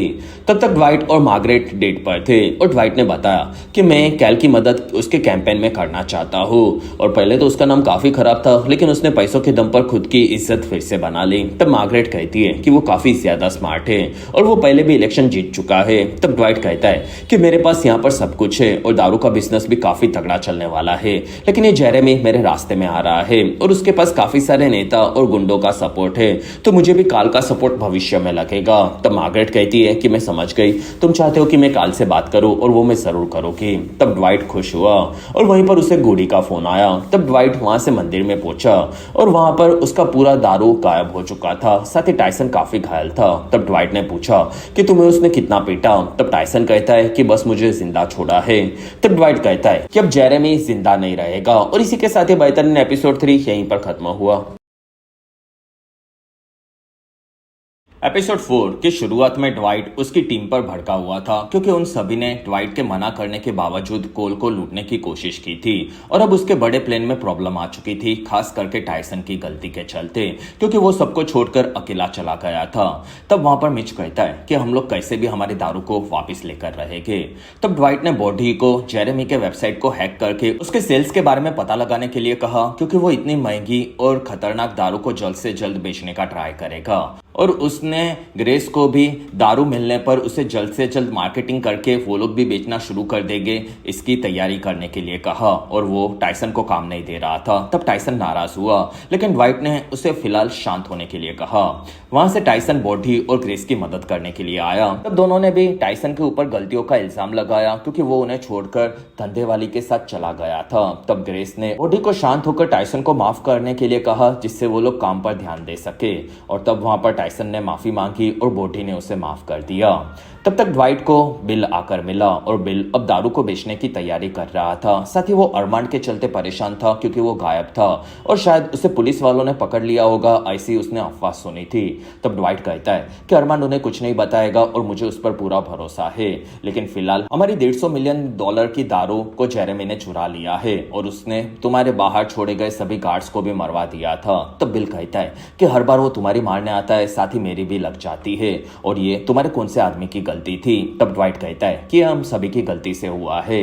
वहीं पर बोटी ने आकर बताया कि उनके अड्डे से दारू चुराने वाले एक आदमी को उसने वीडियो निकाल लिया है और उस आदमी की उसे लोकेशन मिल चुकी है। तब वहां पर जाने के लिए ड्वाइट और बिल निकले। दूसरी तरफ टाइसन उसके घर पर आया। तब उसे वहां पर मार्क मिला और टाइसन समझ गया कि ड्वाइट ने मार्क को सभी चीजें बता दी थी। तब मार्क कहता है कि ड्वाइट भी मेरी तरह तुम्हारी परवाह करता है और तुम फिर से गुस्से में कुछ उल्टा सीधा ना कर दो, इसलिए तुम्हें तुम्हारे बाप की जरूरत है। तब टाइसन कहता है कि डैड, मैं ये सब अकेले संभाल सकता हूँ और फिलहाल मुझे मेरी गलती को ठीक करना है। तब मार्क कहता है कि फिर हमें साथ में जाकर इस बारे में पता लगाना होगा। फिर वो दोनों वहां से निकले। तब तक ड्वाइट और बिल टॉम नाम के आदमी के घर पर आए और वहां पर बिल कहता है कि उसने मेरे आदमियों को मारा है तो मैं उसे जाकर देखूंगा। फिर बिल ने अंदर आकर टॉम को गन पॉइंट पर पकड़ लिया और उसकी दारू कहां पर छुपाई गई है ये पूछा। तब टॉम कहता है कि वो मेरा काम नहीं था, बस मुझे दारू निकालने का काम दिया गया था। तब बिल ने उसे पंच मारकर दारू कहां है ये बताने के लिए कहा। तब टॉम उसे मारने गया लेकिन बिल ने उसे पहले ही मार दिया। फिर बाहर आकर ड्वाइट को बिल ने बताया कि उसके पास से कोई जानकारी नहीं मिली। दूसरी तरफ विंस को मिलने के लिए रे ने बुलाया था और फिर वहां पर विंस रे से मिलकर काफी खुश था। तब रे ने पूछा कि हमारे मिलने का टाइम आ चुका था और अब बताओ कि तुम्हें क्या बताना था। तब विंस कहता है कि ड्वाइट की गैंग अब हमारे माफियाओं के नियमों को तोड़ती जा रही है, साथ ही वो लोग एक काफी बड़ा दारू का बिजनेस भी शुरू करने वाले हैं और मुझे लगा कि ये जानकारी आपको पता होनी चाहिए। तब रे ये सुनकर खुश हुआ और उसने विंस को वहां से जाने के लिए कहा। तब तक बोटी ने जेरेमी के सभी ऑनलाइन ऑर्डर्स को हैक करके कैंसिल करना शुरू कर दिया था। साथ ही वो ग्रेस के साथ उन्हें जैसे ही दारू वापस मिल जाएगी उसकी मार्केटिंग पर काम शुरू करने वाला था। तब तक मार्गरेट और कैल एक रेस्टोरेंट में मिले। तब कैल मार्गरेट से मिलकर काफी ज्यादा खुश था और वो उससे फ्लर्ट करने लगा। तब मार्गरेट उसके पॉलिटिक्स में जाने से काफी खुश थी। तब कैल कहता है कि मुझे भी तो अपने दिमाग को कहीं बिजी रखना होगा। तब मार्गरेट कहती है कि तुम एक काफी बेहतरीन गवर्नर बनोगे और इसी वजह से मैं तुम्हारी मदद करना चाहती हूँ, क्योंकि तुम्हें ज्यादातर लोग खास पसंद नहीं करते लेकिन मैं तुलसा के लोगों की फेवरेट हूँ और अगर मैं तुम्हारे साथ रहूंगी तो तुम्हें काफी ज्यादा फायदा फंडरेजर में होगा। तब कैल कहता है कि इससे तुम्हें और ड्वाइट को क्या फायदा होगा। तब मार्गरेट कहती है कि मुझे ड्वाइट का नहीं पता क्योंकि मेरा खुद का बिजनेस अलग है, बस मुझे मेरा रांच तुम सस्ते में वापस बेच देना और ड्वाइट को इस बारे में पता नहीं चलेगा तो सोचकर इस बारे में बताना। फिर मार्गरेट वहां से निकली। तब कैल इस दिल से चौंका हुआ था। तब तक जेरेमी अपने काम में लगा था। वहां पर कोल भड़का हुआ था क्योंकि उनका 40% ऑर्डर हैकिंग के चलते कैंसिल हो चुका था। तब जेरेमी ने अब कोल को ड्वाइट से पंगा लेना ठीक नहीं है ये बताना शुरू किया। तब कोल कहता है कि डैड, मैंने आपके लिए उनसे मॉन्टेग्यू 50 को चुराया है और अब आपको उसे टेस्ट भी करना होगा। तब जेरेमी मान गया। तब तक मिच और क्लिया मिले और वो दोनों भी दारू के चोरी होने से परेशान थे। तब वहां पर क्लिया ने बताया कि ये चीज मेरे लिए पैसों से भी बड़ी है क्योंकि 150 मिलियन की ये चीज मेरे परिवार की विरासत है और अब मुझे अपने परिवार की इज्जत के चलते वो कैसे भी वापस चाहिए, लेकिन मैं नहीं चाहती कि इसके चलते तुम पर कोई खतरा आए। तब मिच कहता है कि मुझे कुछ नहीं होगा क्योंकि क्रिमिनल्स को ठिकाने लगाने के लिए क्रिमिनल्स ही चाहिए होते हैं। फिर उन दोनों ने वहां पर किस किया। तब तक मार्क और टाइसन दोनों मिलकर कोल की फैक्ट्री के बाहर आकर सभी चीजों पर नजर रख रहे थे और वहां पर टाइसन बार वाली डैनी के बारे में बताने लगा। तब मार्क को ऐसी लड़कियों के साथ रहना सही नहीं लगा और मार्क ने ये भी बताया कि उसने भी जवानी में लास वेगास में काफी ज्यादा मजे किए थे लेकिन उसकी माँ के मिलने के बाद उसने ये सब छोड़ दिया था और अब सिर्फ उसका फोकस काम पर था। तब टाइसन अपने पिता के किस्से सुनकर काफी खुश हुआ और वहीं पर टाइसन को डैनी दिखी। तब टाइसन चौंक गया और उसे शक हुआ कि डैनी ने कोल के साथ मिलकर उसे चूना लगाया था। फिर वहां पर डैनी कोल की गाड़ी में निकली। तब टाइसन और मार्क ने उसका पीछा किया। तब तक मार्गरेट आकर ड्वाइट से मिली। फिर मार्गरेट ने ड्वाइट को बताया कि वो कैल से मिली थी और अब वो उसके साथ कैंपेन में उसकी मदद करने वाली है जिससे उसे काफी अच्छी फंड रेजिंग मिले। तब वहां पर ड्वाइट को ये चीज पसंद नहीं आई क्योंकि कैल मार्गरेट को पसंद करता था। तब मार्गरेट कहती है कि इस चीज से मुझे मेरा रांच सस्ते में वापस मिल जाएगा। तब ड्वाइट कहता है कि वो तो मैं भी तुम्हें पैसे देकर दिला सकता हूँ। तब मार्गरेट कहती है कि तुम अपने बिजनेस को करो, मैं अपना करूँगी, बस हम साथ में मिलकर कैल की मदद आगे भी लेते रहेंगे और यही उसका एक सबसे बेस्ट रास्ता था। तब ड्वाइट कहता है कि अगर कैल तुम्हारे आसपास भी ज्यादा घूमा तो मैं उसका जबड़ा तोड़ दूंगा वहीं पर ड्वाइट को टायसन का फोन आया और उसने डैनी ने कैसे टायसन को चूना लगाया ये बताया, जिसमें वो लोग उसका पीछा कर रहे थे। तब तक जोआना को बोडी और ग्रेस ने मिलकर एआई से बनाया हुआ एक एडवर्टाइज दिखाया जो कि दुनिया के सबसे बड़े इन्फ्लुएंसर जेस्पर का था और उसके एआई के फेक वीडियो से वो लोग उनकी दारू को बेचने वाले थे। तब वहां पर जोआना को फेक वीडियो बनाना काफी अजीब लगा। बोडी और ग्रेस कहते कि अगर एक बार किसी ने हमारी दारू को पी लिया तो वो उसके बेहतरीन टेस्ट के चलते हमारे फेक वीडियो को किसी भी तरह से भूल जाएंगे। तब जोआना को भी ये चीज सही लगी। फिर उन्होंने डिसाइड किया कि जो भी होगा देखा जाएगा और ये सोचकर उन्होंने पोस्ट को ऑनलाइन डाल दिया। दूसरी तरफ टायसन और मार्क एक फैक्ट्री के पास पहुंचे और वहां पर डैनी और कॉल ने दारू को छुपा कर रखा था, जिसका एक कैन को वो लोग फैक्ट्री में लेकर जा रहे थे। वहीं पर ड्वाइट भी उसकी गैंग के साथ आ गया। फिर वहां पर सबने देखा कि दारू अभी भी उनकी गाड़ी में थी और अभी भी वो लोग फैक्ट्री में घुस रहे थे। फिर फैक्ट्री के अंदर दारू को निकालकर जेरेमी को दिया गया। तब जेरेमी ने उसे टेस्ट किया और वो दारू से काफी ज्यादा पसंद आई। तब वहां पर कॉल खुश हुआ और जेरेमी उसकी तारीफ करेगा ऐसा कॉल को लगा था, लेकिन वहां पर जेरेमी अभी भी अपने पूर्वजों को इस बेहतरीन दारू को उस तक पहुंचाने के लिए थैंक्स कहने लगा। तब कॉल ये सुनकर काफी दुखी हुआ। फिर कॉल भड़का हुआ बाहर आया। तब वहां पर बिल और बिगफुट दोनों ने उसे गन पॉइंट पर पकड़ लिया और वो लोग उसे लेकर जेरेमी के सामने आ गए और ड्वाइट ने कहा कि जेरेमी, तुम्हारे बेटे के बदले में हमें हमारी दारू वापस चाहिए। तब जेरेमी कहता है कि ये दारू काफी महंगी है तो मुझे और भी ज्यादा चीजें डील में चाहिए होगी। तब ड्वाइट कहता है कि तुम सच में काफी अजीब हो क्योंकि तुम अपने बेटे के बदले में दारू की परवाह कर रहे हो। तब जेरेमी कहता है कि मेरा बेटे को इस चीज से फर्क नहीं पड़ेगा क्योंकि उसके सामने काफी महंगी दारू है। तब ड्वाइट कहता है कि फिर तो सोचकर अपना फाइनल डिसीजन बताओ कि तुम्हें अपना दारू चाहिए कि अपना बेटा चाहिए।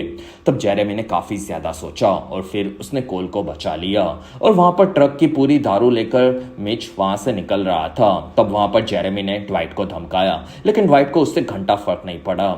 रात होने पर ड्वाइट और मार्गरेट साथ में थे और मार्गरेट दारू के वापस मिलने से काफी ज्यादा खुश थी। तब ड्वाइट ने बताया कि ये जगह सच में काफी अजीब है क्योंकि पहले मैं यहाँ पर अकेला आया था, फिर तुम्हारी तरह मुझे यहाँ पर काफी सारे लोग मिले जिनके साथ मैंने सबकी जिंदगी को बदल दिया क्योंकि हम सभी को एक दूसरे की जरूरत थी और लोगों को ही लोगों की जरूरत होती है और हम सभी साथ में मिलकर काफी ज्यादा पैसे भी कमा रहे और मजे भी कर रहे हैं, लेकिन अब उसके साथ खतरा भी काफी बढ़ता जा रहा है। तब मार्गरेट कहती है कि बड़ी बड़ी चीजों में खतरा भी बड़ा होता है और हमें अब सो जाना चाहिए। तब तक बिल अपने घर पर जा रहा था। वहां पर उसे रे का फोन आया। रे ने बताया कि मेरा नाम रे है और तुमने शायद मेरे बारे में सुना होगा जिसमें मैंने पहले तुम्हारे दादा और पिता के साथ काम किया था और हम लोग भी अब साथ में काम कर सकते हैं और अगर तुम्हें किसी भी परेशानी में मदद की जरूरत हो तो मुझे याद करना क्योंकि मेरी पहुंच काफी ऊपर तक है। तब बिल मान गया और वो भी समझ गया था कि रे ने उसे ड्वाइट से दुश्मनी के चलते फोन किया था और इसी के साथ ही बेहतरीन एपिसोड 4 यहीं पर खत्म हुआ। एपिसोड 5 की शुरुआत में ड्वाइट की पूरी टीम ने मिलकर क्लिया की फैक्ट्री के बाहर एक इवेंट की तैयारी शुरू कर दी थी जिसमें वो लोग उनकी पूरी ब्रांड को लॉन्च करने वाले थे और वहां पर काफी बड़े बड़े दारू के क्रिटिक और इन्फ्लुएंसर्स भी आने वाले थे और ये सभी चीजें बॉडी के फेक एआई वीडियो एड के चलते हुआ था, इसलिए मिच और क्लिया काफी ज्यादा खुश थे और ये इवेंट उनके दारू को लॉन्च करवाकर उन्हें काफी ज्यादा अमीर बनाने वाली थी। इसी वजह से सभी लोग इवेंट के लिए काफी ज्यादा एक्साइटेड थे। दूसरी तरफ ड्वाइट उठा। तब वो मार्गरेट के साथ था और मार्गरेट ने बताया कि आज उनके इवेंट में कैल भी आने वाला है क्योंकि इवेंट में उसके आने से उन लोगों को काफी ज्यादा फायदा होगा। तब ड्वाइट को कैल बिल्कुल पसंद नहीं था, लेकिन उसके पास कोई दूसरा ऑप्शन भी नहीं था क्योंकि मार्गरेट ने उसे पहले ही मना लिया था।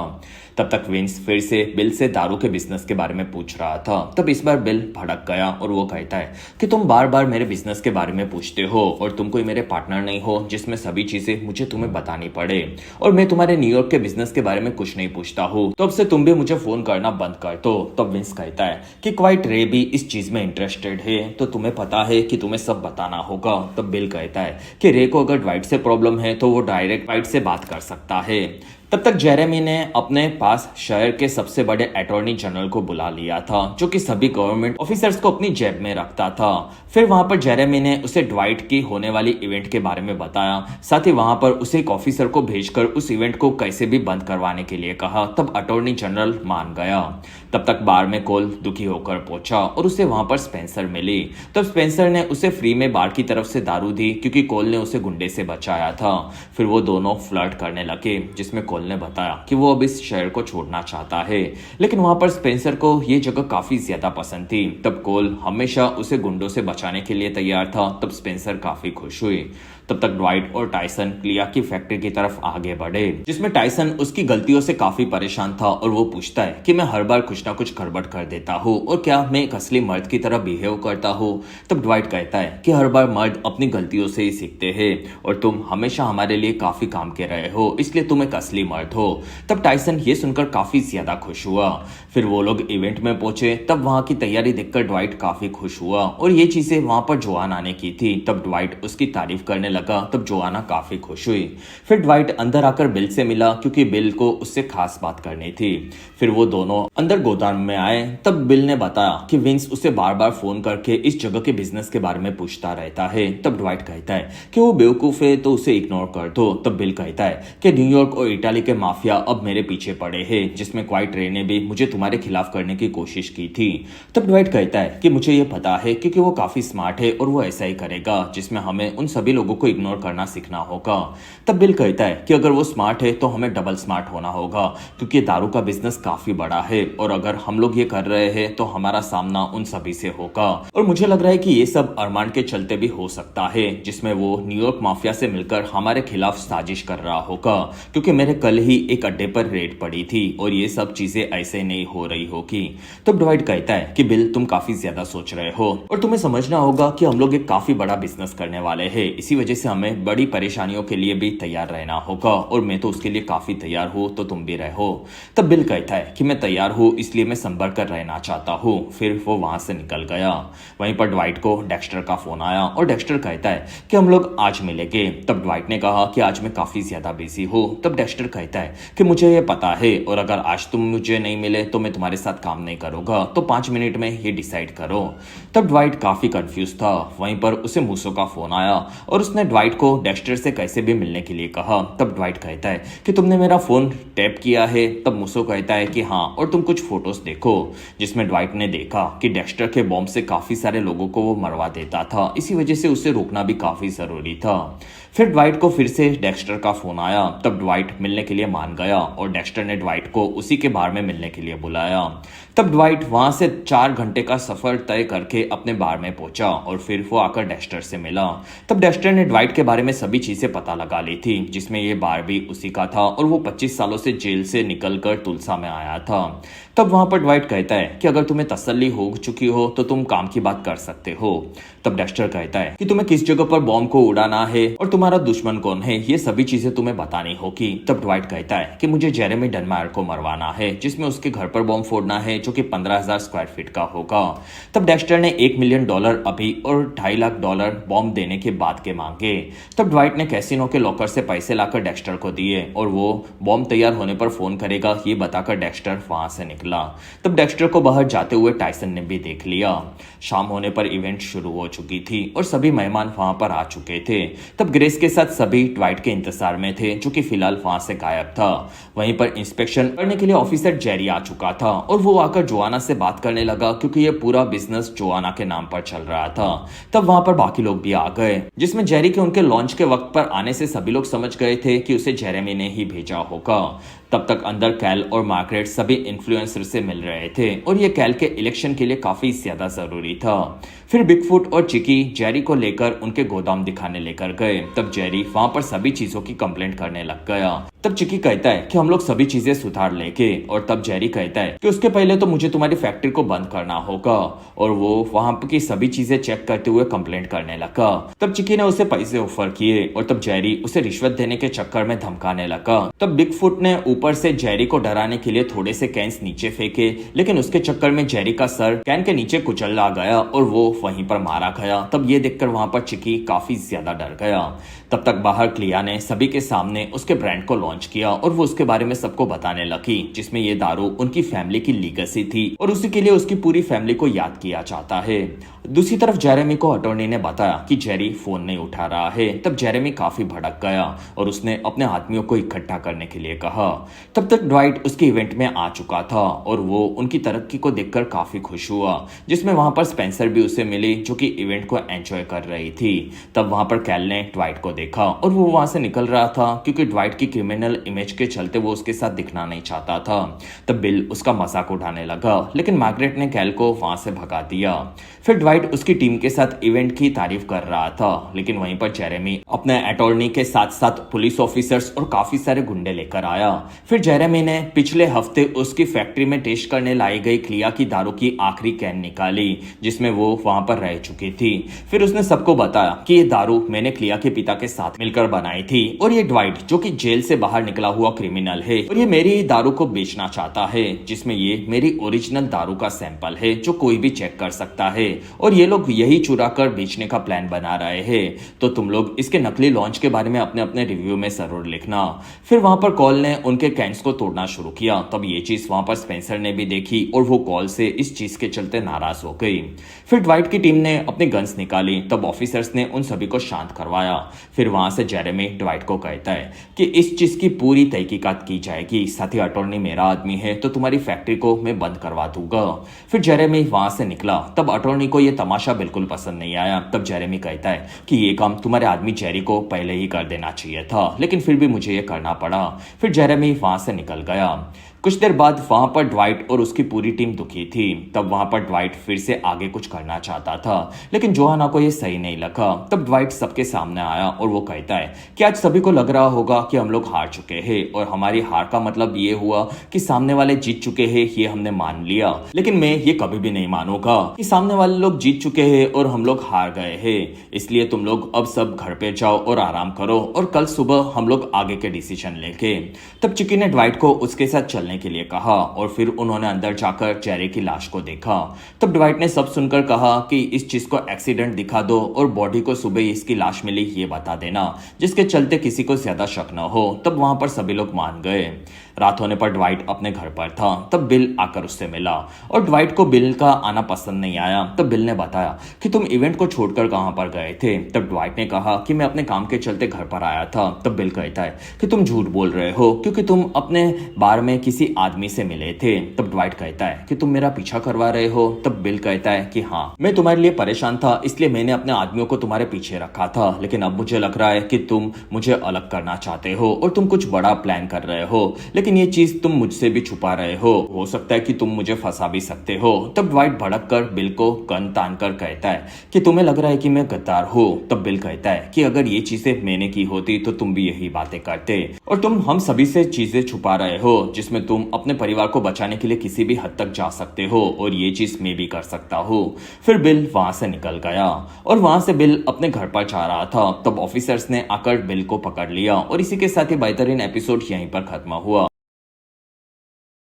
एपिसोड 6 की शुरुआत में जोआना ने ड्वाइट को रात को बिल के आने का कारण पूछा, और तब ड्वाइट कहता है कि उसे शक हो रहा है कि मैं उसे धोखा देने वाला हूँ, और असल में मुझे पुलिस वालों ने एक बार पकड़ लिया था, और वो लोग मेरी मदद से एक क्रिमिनल को पकड़ना चाहते हैं, जो कि मुझे ना चाहते हुए करना पड़ रहा है, क्योंकि अगर मैंने ये नहीं किया तो वो हमारी पूरी टीम को पकड़ सकते हैं, और उनके पास हमारे किए गए गलत कामों के हर एक सबूत है। इसलिए मैं ये छुपकर कर रहा हूँ। लेकिन बिल को इस चीज का अंदाजा हो चुका है, और ये दारू का बिजनेस भी अब काफी बड़ा है मौका है, जिसमें हम सभी लोगों को ये चीजें साथ में मिलकर पूरी करनी होगी। तब जोआना मान गई, और ड्वाइट काफी खुश हुआ। दूसरी तरफ मिच के साथ सबने ऑफिसर को जेरी की लाश दे दी, और ये एक्सीडेंट हुआ था ये बताया। और तब बॉडी ने पूछा कि तुम लोगों ने मैंने ये सबसे पहले देखा था ऐसा नाम क्यों दिया। तब मिच कहता है कि हमारे टीम में सबसे कम शक तुम ही पर होगा, ऐसा सबको लगेगा, इसी वजह से तुम्हारा नाम दिया। तब बॉडी काफी डरा हुआ था, लेकिन माइक ने कहा कि हम लोग इस पूरी चीज को संभाल लेंगे और तुम्हें कुछ नहीं होगा। तब जाकर बॉडी शांत हुआ। फिर उनकी फैक्ट्री को सील कर दिया गया। तब क्लिया कहती है कि ये चीज एक्सीडेंट से हुई थी, और इसी वजह से तुम फैक्ट्री को सील नहीं कर सकते। तब ऑफिसर ने बताया कि एक्सीडेंट तो तुमने कहा था, जिसमें हम लोग इस चीज की पूरी तहकीकात करेंगे और फिर फाइनल डिसीजन लेंगे। तब वहां पर कोल आकर उन्हें देखने लगा, और सभी लोग समझ गए कि ये काम कोल ने ही किया होगा। कुछ देर बाद सभी लोग बार में जमा हुए। तब ड्वाइट ने सबको बताया कि फिलहाल वो लोग फंसे हुए हैं, लेकिन उनके पास काफी ज्यादा दारू का स्टॉक है, इसलिए वो लोग सारे दारू को उनके लाइसेंस के बिना बेच नहीं सकते। इसी वजह से वो लोग ऐसे लोगों को दारू बेचेंगे जो कि बिना पेपर्स के उसे खरीद ले। और ड्वाइट के काफी सारे दोस्त थे जो कि ये काम कम पैसे देकर पूरा करेंगे, और पूरी टीम को ये काम अब साथ में मिलकर करना होगा, और उन्हें ड्वाइट के पुराने दोस्तों से मिलने का मौका भी मिलेगा। तब वहां पर बॉडी ने पूछा कि फिलहाल तो हम ये कर लेंगे, लेकिन आगे क्या करेंगे। तब ड्वाइट कहता है कि हम लोग पहले तो हमारे तैयार किए गए इस दारू को बेच देंगे और फिर अलग तरीके से हमारी दारू को नए ब्रांड के साथ बेचेंगे, लेकिन उसके पहले हमें हमारी पुरानी परेशानियों को पूरा करना होगा। तब वहां पर सभी लोग मान गए, फिर वहां से निकले। तब वहां पर गुडी आकर कहता है कि ड्वाइट, बिल कल रात से गायब है और उसकी टीम का मुझे बार बार फोन आ रहा है जिसमें वो तुम्हारे घर पर जाने वाला था, ये भी मुझे पता है।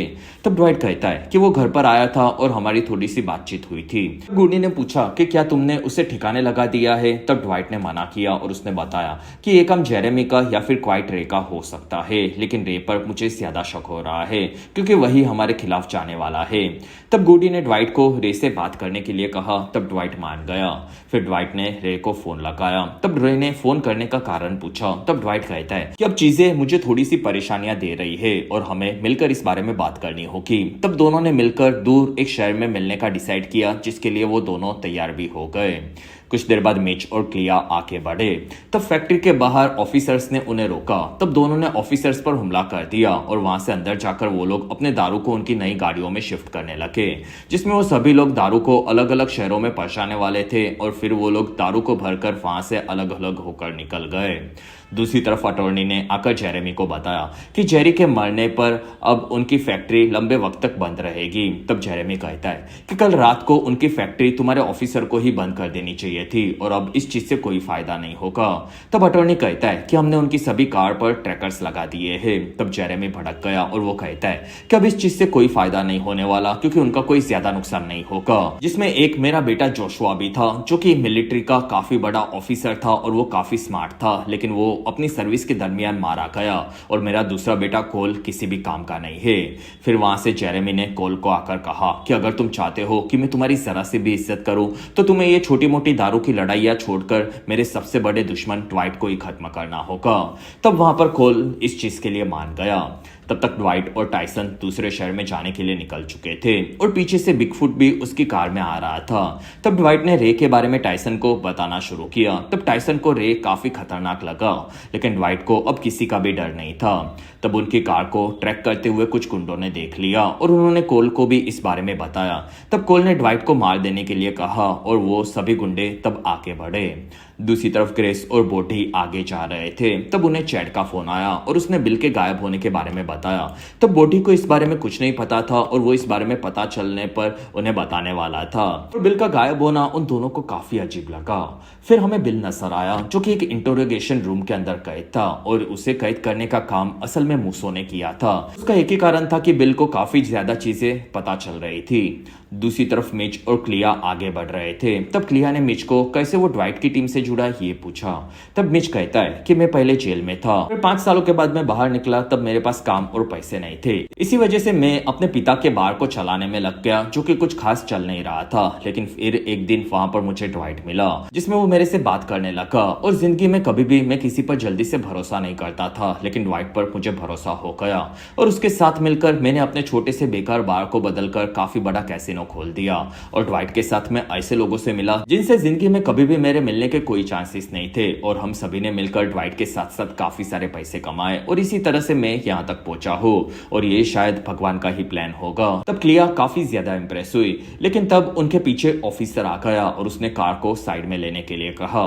दूसरी तरफ ड्वाइट आगे बढ़ रहा था। तब उसने देखा कि एक कार तेजी से उनका पीछा कर रही थी। तब उसने बिगफुट को इस बारे में बताया, जिसमें बिगफुट की कार उनके पीछे है ये गुंडों को भी नहीं पता था। इसी वजह से ड्वाइट और टाइसन गैस स्टेशन पर कार रोककर फूड मार्ट में शॉपिंग करने के लिए गए। तब बाहर गुंडे उन्हें मारने के लिए आ रहे थे, लेकिन बिगफुट ने उन दोनों को पकड़कर कुत्तों की तरह पीटा और वहीं पर मार मार कर बेहोश कर दिया। तब ड्वाइट ने बाहर आकर बिगफुट की तारीफ की और फिर वो लोग उनका सफर पूरा करने के लिए वहां से निकल पड़े। तब तक ऑफिसर ने आकर मिच और क्लिया को कार से बाहर निकाला और फिर वो बताने लगा कि तुम्हारी कार तुम काफी तेज चला रहे थे और इसी वजह से मेरे दोस्त कोल ने तुम्हें हेलो बोलने के लिए कहा है। तब दोनों समझ गए कि कोल को अब उनके शहर से बाहर दारू बेचने के बारे में भी पता था। तब ऑफिसर ने कार के अंदर दारू को चेक किया। फिर ऑफिसर ने उनके दारू के लाइसेंस को मांगा। तब मिच कहता है कि कार के अंदर और गन्स भी पड़ी है। तब ऑफिसर उसे देखने के लिए आगे बढ़ा। तब दोनों ने डिक्की को ऑफिसर के सर पर पटक कर उसे वहीं पर मारकर बेहोश कर दिया। फिर उसकी कार के टायर को पंचर कर दिया और वो दोनों अपनी कार लेकर वहां से भाग गए। शाम होने पर दोनों चर्च पहुंचे, जो कि उन्हें काफी अजीब लग रहा था। फिर वो दोनों आकर एक पादरी से मिले, जो कि ड्वाइट का दोस्त था और वो दारू का भी बिजनेस करता था। फिर उसके आदमियों ने दारू को लेना शुरू कर दिया और पादरी ने अपने पैसे उन्हें दिए। तब दोनों इस बिजनेस से चौंके हुए थे। तब तक ड्वाइट और रे काफी बड़े रेस्टोरेंट में अपने गार्ड्स के साथ बैठे और वो गार्ड्स काफी दूर बैठे थे। फिर वहां पर दोनों अपने सफर के बारे में बात करने लगे। तब वहां पर रे ने विंस को भी बुलाया था। तब ड्वाइट को ये चीज पसंद नहीं आई, क्योंकि विंस उसके लिए किसी भी काम का नहीं था। तब रे कहता है कि चिक्की के मरने के बाद वो न्यूयॉर्क का छोटा मोटा काम संभालता है। और तब ड्वाइट कहता है कि वो पूरा बेवकूफ है और मुझे उस पर भरोसा नहीं है। फिर वहां विंस ने ड्वाइट को हाय बोला और तब ड्वाइट उसका मजाक उड़ाने लगा। तब वहां पर रे कहता है कि इन लोगों को मेरे से काम की उम्मीद थी, इसलिए मैंने उन्हें छोटा मोटा काम दे दिया है, तो तुम्हें इस चीज से कोई खास परेशानी नहीं होनी चाहिए। तब ड्वाइट कहता है कि ऐसे लोग बेवकूफ को तुम काम पर रखो तो मुझे कोई प्रॉब्लम नहीं है।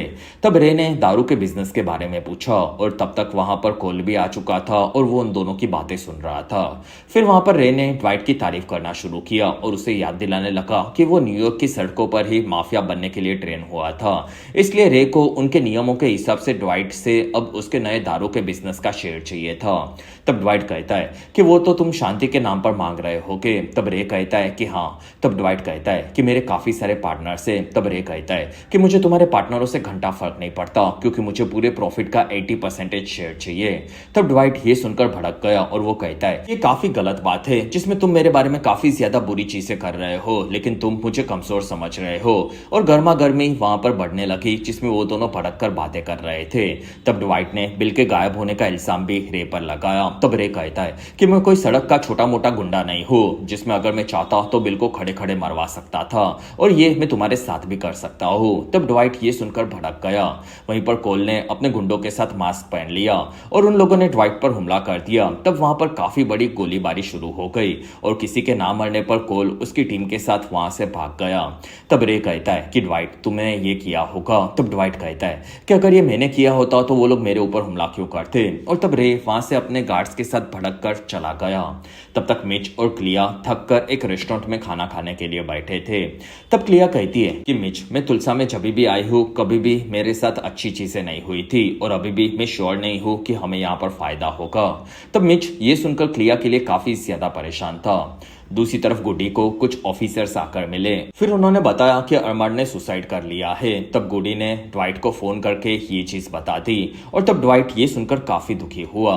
फिर ड्वाइट ने रे को फोन लगाया, जो कि रे दूसरी तरफ देख रहा था, लेकिन अब उसे ड्वाइट से बात नहीं करनी थी, क्योंकि अब उनके बीच में जंग होने वाली थी। और ये चीज ड्वाइट भी समझ गया था। और इसी के साथ ये बेहतरीन एपिसोड यहीं पर खत्म हुआ। एपिसोड 7 की शुरुआत में ड्वाइट को रे का फोन आया। तब वहां पर दोनों बात करने लगे। तब ड्वाइट ने भरोसा दिलवाया कि वो हमला उसने नहीं करवाया था। तब रे कहता है कि वो हमला तुमने नहीं करवाया तो तुम पर हमला हुआ होगा और उसमें मेरी जान भी खतरे में आ चुकी थी। तब ड्वाइट कहता है कि तुम 80% पैसे मांग रहे थे और वो कोई डील की बात नहीं है, जिसमें मैं तुम्हें छोटा मोटा हिस्सा देने के लिए तैयार हूँ और बदले में तुम्हें दूसरे शहरों में बिजनेस बढ़ाने में मदद करनी होगी, जिससे हम सभी को फायदा हो। तब रे कहता है कि फिलहाल तो मैं डील मान लेता हूँ, लेकिन तुम्हारे अंदर अब काफी ज्यादा दम आता जा रहा है और उसे मैं बाद में देखूंगा। और उसने फोन कट कर दिया। ड्वाइट समझ गया कि रे उसे मरवाने के लिए अब कुछ भी कर सकता है। अगले दिन ड्वाइट को पता चला कि जेरेमी को अटॉर्नी जनरल का सपोर्ट था, इसलिए ड्वाइट आकर डायरेक्ट अटॉर्नी टॉम से मिला और टॉम को पता था कि ड्वाइट क्यों आया है और वो कहता है कि तुम्हें जेरेमी से पंगा नहीं लेना चाहिए क्योंकि वो काफी खतरनाक है। तब ड्वाइट कहता है कि अब मेरी बात सुनो, जिसमें मैं तुम्हारी पूरी हिस्ट्री निकाल चुका हूँ और जेरेमी के पैसों पर ही तुम इलेक्शन को जीतकर यहाँ तक पहुंचे हो, लेकिन बहुत ही जल्दी मेरा आदमी गवर्नर बनने वाला है और उसके बाद में चाहूँ तो तुम्हें एक झटके में यहाँ से हटा सकता हूँ और उसके पहले अगर तुम चाहो तो तुम मुझ पर भरोसा करके जेरेमी का साथ छोड़ सकते हो और बदले में मैं तुम्हें यहाँ से पूरा पैसों का सपोर्ट करूंगा और बदले में तुम्हें मेरी फैक्ट्री का लाइसेंस को वापस करना होगा। तब टॉम ने इस चीज के लिए मना कर दिया क्योंकि वो जेरेमी को धोखा नहीं दे सकता था। तब तक कॉल और स्पेंसर मिले, जिसमें वो दोनों एक दूसरे से प्यार करने लगे थे और स्पेंसर कॉल की हरकतों से भड़की हुई थी। तब वहां पर कॉल कहता है कि मुझे भी ये सब करना पसंद नहीं है, लेकिन मेरे पिता के चलते मुझे ये सब करना पड़ता है। तब स्पेंसर कहती है कि कॉल, तुम्हें काफी अच्छे इंसान हो और अब तुम्हें अच्छी चीजों करने पर ध्यान देना चाहिए।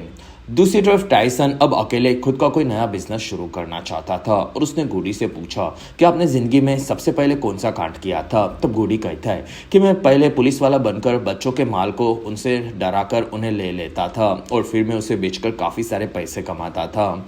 तब टाइसन को यह आइडिया काफी इंप्रेसिव लगा और वो भी कुछ ऐसा ही करना चाहता था।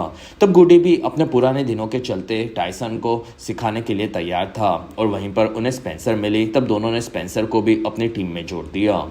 तब तक मार्गरेट को रांच पर वाइट का फोन आया और उसने टॉम के बारे में पता लगाने का काम मार्गरेट को दिया और तब मार्गरेट कहती है कि ये तो मैं आसानी से कर सकती हूँ। फिर मार्गरेट आकर टॉम की वाइफ एना से मिली, जिसमें मार्गरेट शहर की एक जानी मानी हस्ती थी। इसी वजह से सभी लोग उसे जानते थे और एना उसकी काफ़ी अच्छी दोस्त थी। फिर वो दोनों बैठकर उनकी ज़िंदगी के बारे में बात करने लगे। कुछ देर बाद मार्गरेट ने आकर ड्वाइट को बताया कि टॉम को गैम्बलिंग की काफी बुरी लत लग गई है, जिसमें वो काफी सारा पैसा हारता जा रहा है। तब ड्वाइट मार्गरेट की तेजी से काफी ज्यादा इंप्रेस हुआ। रात होने पर ड्वाइट मार्गरेट दोनों आकर कैल से मिले और तब कैल सिर्फ मार्गरेट के लिए ही ड्वाइट से बात करता था और वो कहता है कि मैं जेरेमी से कोई पंगा नहीं लेने वाला हूँ, ये मैं पहले ही बता देता हूँ। तब ड्वाइट कहता है कि मुझे भी उससे फर्क नहीं पड़ता क्योंकि उसे तो मैं अकेला संभाल सकता हूँ। और वहाँ पर ड्वाइट और मार्गरेट दोनों को लगता था कि काल अगर टॉम से दोस्ती बढ़ा दे तो अगले इलेक्शन में कैल को फायदा हो सकता है। तब मार्गरेट इस चीज़ के लिए कैल को मनाने लगी। तब कैल आसानी से मान गया। अगले दिन स्पेंसर ने टाइसन और गूडी को बताया कि सामने वाले घर में कुछ जवान लड़के रहते हैं जिनके पास काफी सारा माल छुपाया हुआ है और वहां पर कोई भी सिक्योरिटी नहीं है। तब दोनों पुलिस वाले बनकर उसके घर के अंदर घुसे और वहां पर जाकर उन्होंने लड़कों को पकड़ लिया और फिर उन्होंने घर में छुपा हुए माल को उनसे चुरा लिया और उसी माल के बदले में उन्होंने लड़कों को भी छोड़ दिया। फिर वो तीनों माल लेकर वहां से निकले, जिसमें वो तीनों इस माल को बेचकर अब काफी सारे पैसे कमाने वाले थे। शाम होने पर कैल ने टॉम को ड्वाइट के कैसीनो में मिलने बुलाया था, जिसमें वो दोनों अब अपनी पोजीशन के लिए दोस्ती बढ़ाने वाले थे। फिर वहां पर दोनों को ड्वाइट ने फ्री में ड्रिंक्स दिलवाई। तब वहां पर दोनों खुश होकर आगे के बारे में बात करने लगे, लेकिन वहीं पर ग्रेस ने आकर कैसीनो की तरफ से $10,000 के चिप्स उन्हें फ्री में अगर वो खेलना चाहे तो कैसीनो में खेलने के लिए दिए। तब कैल समझ गया कि ड्वाइट कुछ तो गड़बड़ कर रहा है और वहां पर टॉम अपनी आदतों के चलते कहता है कि ये पैसों से तो मैं ही खेलूंगा। फिर वो चिप्स लेकर आगे बढ़ा। तब ये देखकर ड्वाइट और उसकी टीम काफी ज्यादा खुश हुई और फिर टॉम वहां से टेबल पर आकर चिप्स से गैम्बलिंग खेलने लगा और एक के बाद एक वो हर एक गेम को जीतता जा रहा था और उसने हजारों डॉलर कमा लिए थे, जिसमें ये ड्वाइट का प्लान था। और ड्वाइट ने वहां पर ग्रेस को उसके दूसरे लोडेड डाइस दिए। तब टेबल पर आकर डाइस को उसने बदलवा दिया और फिर टॉम अब गेम में घुस चुका था। फिर वो बदले हुए डाइस के साथ खेलने लगा। तब वो धीरे धीरे हारने लगा था और वो अपने सारे जीते हुए पैसे हार चुका था। तब वो काफी ज्यादा दुखी हुआ और वहां पर ग्रेस ने आकर टॉम को फिर से $1,00,000 की लोन ऑफर की और तब टॉम ने अपने एडिक्शन के चलते $1,00,000 की लोन ली और वहां पर चिप्स ले लिए। फिर वहां पर कैल आकर मार्गरेट और ड्वाइट पर भड़का हुआ था क्योंकि ये उनका प्लान था। तब मार्गरेट और ड्वाइट उसे समझाने लगे कि टॉम अगर हमारे साथ होगा तो वो तुम्हारे काम जरूर आएगा और तब कैल भड़का हुआ वहां से चला गया। कुछ घंटों के बाद टॉम वहां पर कर्ज में डूबा हुआ कैसीनो में दुखी था। तब ड्वाइट कहता है कि तुम मेरे ही कैसीनो में अब कर्जदार हो चुके हो, तो अब तुम्हें मेरे लिए काम करना होगा। तब टॉम कहता है कि जेरेमी मुझे मरवा देगा। तब ड्वाइट कहता है कि वो तुम्हें कुछ नहीं कर सकता और अगर तुम मेरा साथ दोगे तो तुम्हें पूरा प्रोटेक्शन मेरी तरफ से मिलेगा। और तब टॉम को ना चाहते हुए ड्वाइट की टीम में अब जुड़ना पड़ा। 2 दिनों के बाद जेरेमी भटका हुआ टॉम के ऑफिस में आ गया क्योंकि टॉम ने ड्वाइट के फैक्ट्री का लाइसेंस वापस कर दिया था। तब वहां पर टॉम बहाने बनाने लगा और तब ड्वाइट समझ गया था कि टॉम बिक चुका है और तब टॉम ने जेरेमी को चुपचाप वहां से निकल जाने के लिए कहा और तब जेरेमी ने टॉम को पकड़कर कुत्तों की तरह पीटा और वहां पर गार्ड्स ने आकर जेरेमी को पकड़ लिया और अब अटॉर्नी जनरल पर हमला करने के चक्कर में जेरेमी को जेल हो चुकी थी। एपिसोड 8 की शुरुआत में टॉम की मदद से जोआना ने फैक्ट्री का सील हटा दिया था, जिसमें अब उनका दारू का बिजनेस फिर से शुरू हो चुका था और अब वो काफी बढ़ने वाला था, जिसके लिए वो सभी लोग काफी एक्साइटेड थे। दूसरी तरफ जेरेमी ने भी अपने पिता कॉल को जेल से बाहर निकलवा लिया था और तब तक हमें डेक्स्टर नजर आया जो कि उसके बॉम्ब को बना रहा था। साथ ही उसे पता था कि ड्वाइट ने उससे कुछ तो छुपा कर रखा है, क्योंकि ड्वाइट कभी भी अपने दुश्मनों को डायरेक्ट धमाके में उसके पीठ के पीछे मारे वैसा नहीं था। इसलिए डेक्स्टर वहां से डायरेक्ट आकर जेरेमी से मिला और वहां पर गुंडों ने डेक्स्टर को पकड़ लिया। तब डेक्स्टर कहता है कि मुझे आपको मारने के लिए ड्वाइट ने भेजा था। तब जेरेमी पूछता है कि तुम फिर मुझे मार क्यों नहीं रहे। तब डेक्स्टर कहता है कि मैं अपने क्लाइंट पर पूरा भरोसा करके ही काम करता हूँ और ड्वाइट ने मुझे ये काम दिया था, तब मैंने उसके बारे में पता लगाया और मुझे पता है कि वो कुछ ना कुछ तो छुपा रहा है, इसलिए तुम्हें मारने के लिए उसने बॉम्ब बनवाया है, तो ज़रूर कोई बड़ी गड़बड़ होगी। और मैं सिर्फ एक बॉम्ब से कम लोगों को मरवाना नहीं चाहता, क्योंकि मुझे ज़्यादा से ज़्यादा लोगों को मारना पसंद है। तब जेरेमी कहता है कि फिर तो हमें साथ में काम करना चाहिए और मैं तुम्हें ड्वाइट से डबल पैसे दूंगा। अगले दिन कार्ल और मार्गरेट नजर आए, जो कि एक होटल में कार्ल के कैंपेन के लिए पार्टी की तैयारी कर रहे थे और वहां पर रात को शहर के बड़े बड़े मेहमान उनसे बात करने के लिए आने वाले थे। और उसी होटल में वहां पर डेक्स्टर आगे बढ़ा और उसने अंदर जाकर एक जगह पर अपने बॉम्ब को रख दिया और फिर डेक्स्टर वहां से चुपचाप निकल गया। दूसरी तरफ ड्वाइट अपने काम में लगा था। वहां पर उसे डेक्स्टर का फोन आया और वो कहता है कि मैंने तुम्हारा बॉम्ब तैयार कर लिया है। तब ड्वाइट कहता है कि फिर आज रात को मैं तुम्हें एक एड्रेस देता हूँ, वहां पर तुम मुझे मिलना। तब डेक्स्टर मान गया। फिर ड्वाइट आकर मूसो से मिला और वहां पर दोनों रात को डेक्स्टर को पकड़ने जाने वाले थे। तब ड्वाइट कहता है कि मुझे पता है कि तुमने बिल को पकड़ कर रखा है, तो उसे पहले आजाद कर दो। तब मूसो कहता है कि ड्वाइट वो मेरे मिशन के बारे में जान चुका है और इसलिए मेरे मिशन को खतरा हो सकता था और इसलिए मैं नहीं चाहता कि इस मिशन के खत्म होने तक वो बाहर आ जाए। तब वहां पर ड्वाइट को ना चाहते हुए मूसो की बात माननी पड़ी। फिर वो दोनों डेक्स्टर से मिलने के लिए जा रहे थे। तब ड्वाइट को डेक्स्टर जैसे लोगों से नफरत थी, जो कि काफी सारे लोगों को धमाके में मरवा देते थे। तब मूसो कहता है कि डेक्स्टर एक जाना माना आतंकवादी है, जो कि छुपकर काम करता है और वो बॉम्ब्स बनाकर काफी सारे लोगों को पहले ही मरवा चुका है और उनमें से एक मेरा पार्टनर था और इसी वजह से मैं किसी भी तरह से डेक्स्टर को सबूतों के साथ पकड़ना चाहता हूँ। फिर उसके कनेक्शन के बारे में पता लगाकर मैं भी उसे मार देना चाहता हूँ, लेकिन कानून के चलते ऐसा मैं नहीं कर सकता। तब ड्वाइट कहता है कि कानून काफी बार लोगों को कमजोर कर देता है और इसी वजह से मैं कानून में नहीं मानता। फिर वो दोनों एक फैक्ट्री के पास आए। तब ड्वाइट कहता है कि मैं उससे बात करके उसे पकड़कर बाहर लाता हूँ और तब तक तुम यहीं पर रुकना। तब मूसो मान गया। फिर ड्वाइट वहां से अंदर गया। तब उसे वहां पर डेक्स्टर मिला और ड्वाइट ने उससे पैसे देकर बॉम्ब मांगा। तब डेक्स्टर ने ड्वाइट को गन पॉइंट पर पकड़ लिया और वो कहता है कि मैंने तुम्हें कहा था कि मैं अपने क्लाइंट्स की पूरी जानकारी लेता हूँ और किसी भी दुश्मन को बॉम्ब से मारना तुम्हारा स्टाइल नहीं है, तो बताओ कि तुमने मुझे बॉम्ब बनाने क्यों कहा था।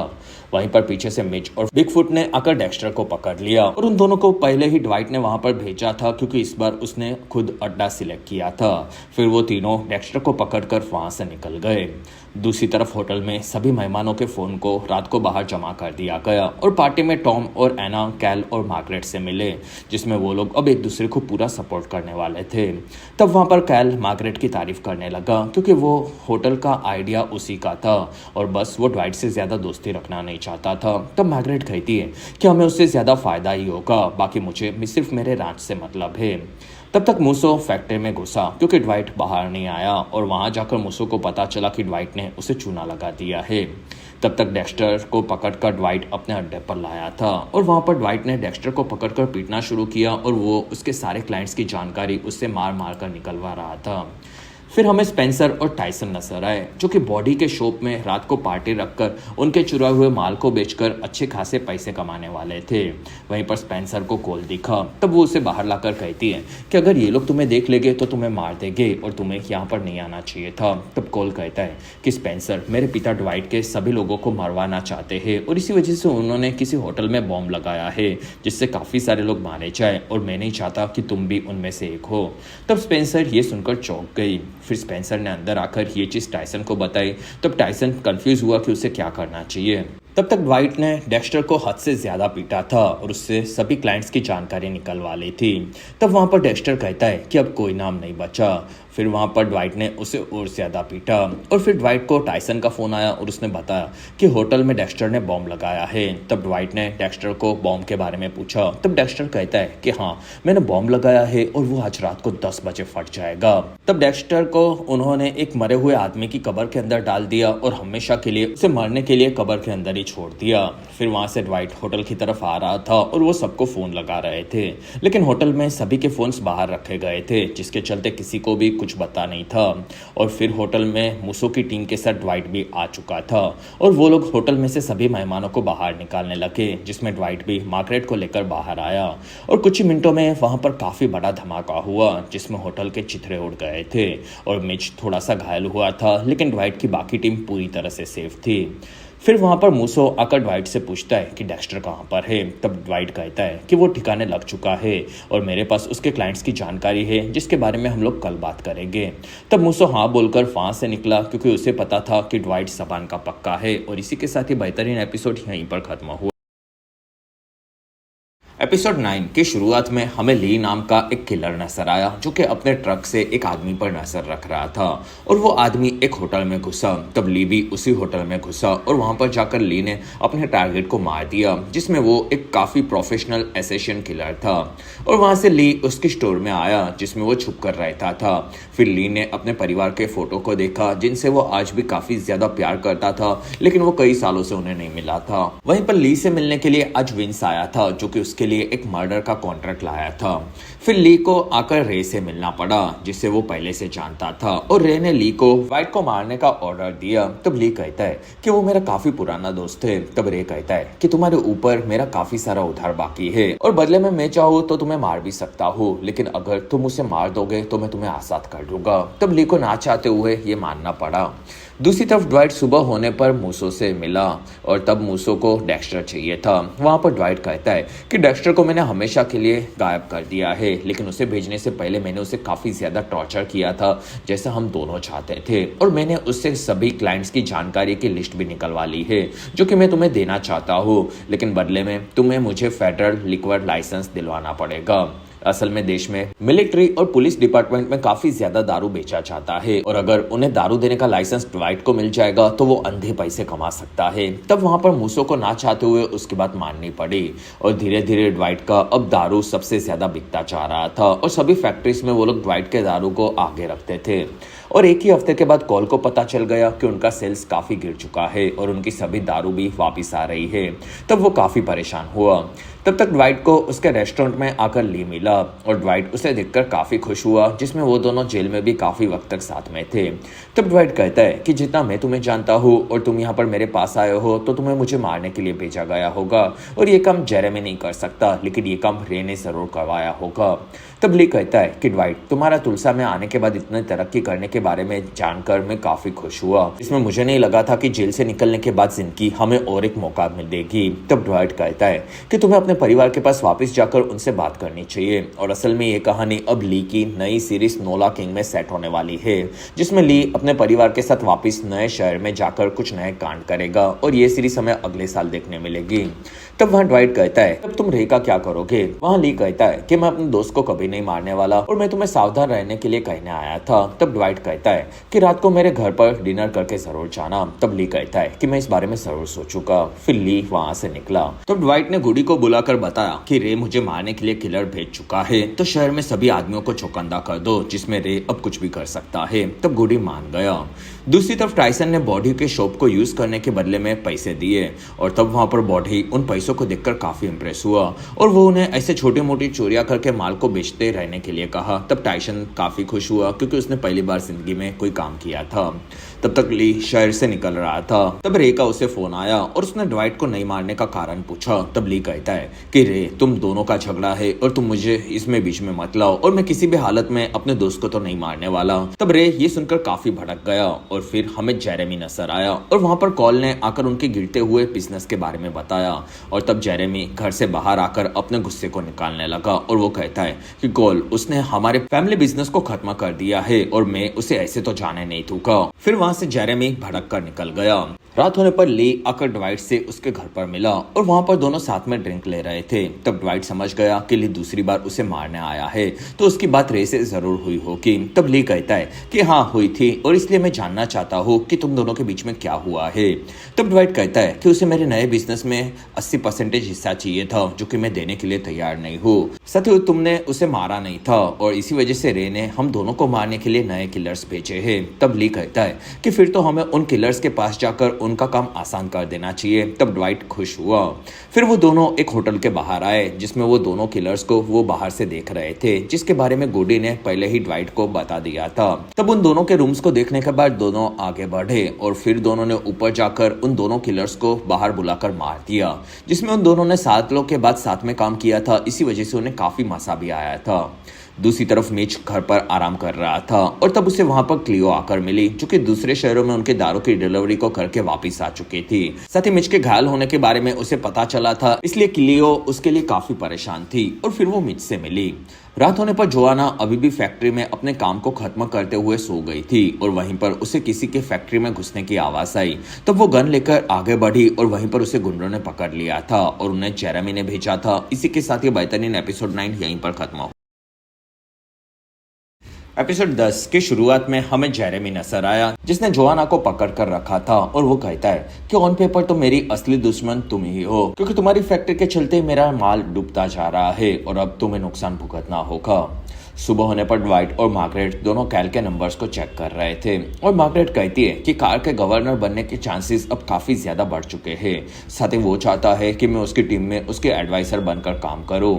तब ड्वाइट कहता है कि तुम इस बारे में सोचकर बता सकती हो और तब मार्गरेट हाँ बोलकर वहां से निकली और वहां से ड्वाइट जोआना को उठाने के लिए उसके रूम में आया। तब उसने देखा कि रात को फैक्ट्री से जोआना वापस घर पर ही नहीं आई थी। तब ड्वाइट ने अपनी पूरी टीम को पास जोआना को ढूंढने के लिए लगा दिया और उन्हें जोआना कहीं पर भी नहीं मिली। वहीं पर ड्वाइट को जोआना का फोन आया और उसकी बात वहां पर जेरेमी से हुई, जिसमें जोआना को उसने पकड़ कर रखा था। तब ड्वाइट काफी भड़क गया। वहां पर जेरेमी कहता है कि तुम्हें अब उसका नुकसान भुगतना होगा और फिर उसने फोन को कट कर दिया। वहां से ड्वाइट ने आकर उसके सभी लोगों को हो सके उतने लोगों को इकट्ठा करने के लिए कहा, क्योंकि वो बहुत ही जल्दी जेरेमी से भिड़ने वाला था। तब तक जेरेमी जोआना को कहता है कि मैंने सालों के बाद पहली बार किसी औरत को किडनैप किया है और मैं भी कोई खून खराबा तो कभी नहीं चाहता था, लेकिन तुम्हारे भाई के चलते मुझे मेरे दोस्त को जलाकर मारना पड़ा था और मैं चाहता हूँ कि तुम इन पेपर्स को साइन करके अपनी कंपनी मेरे नाम पर कर दो, तो अभी भी खून खराबा रुक सकता है। तब जोआना कहती है कि तुम्हें अंदाजा नहीं है कि मेरे भाई को तुमने कितना गुस्सा दिलाया होगा और उसने साइन करने से मना कर दिया। वहां से जेरेमी के जाने के बाद कॉल आया और वो जोआना के किडनैप होने से भटका हुआ था और वहां पर जोआना को वो पानी देकर कहता है कि मैं आपके भाई से इस बारे में बात करूंगा जिससे वो तुम्हें बचा सके। तब तक ली आकर ड्वाइट से मिला और वहां पर ड्वाइट ने उसे जोआना के किडनैप होने के बारे में बताया।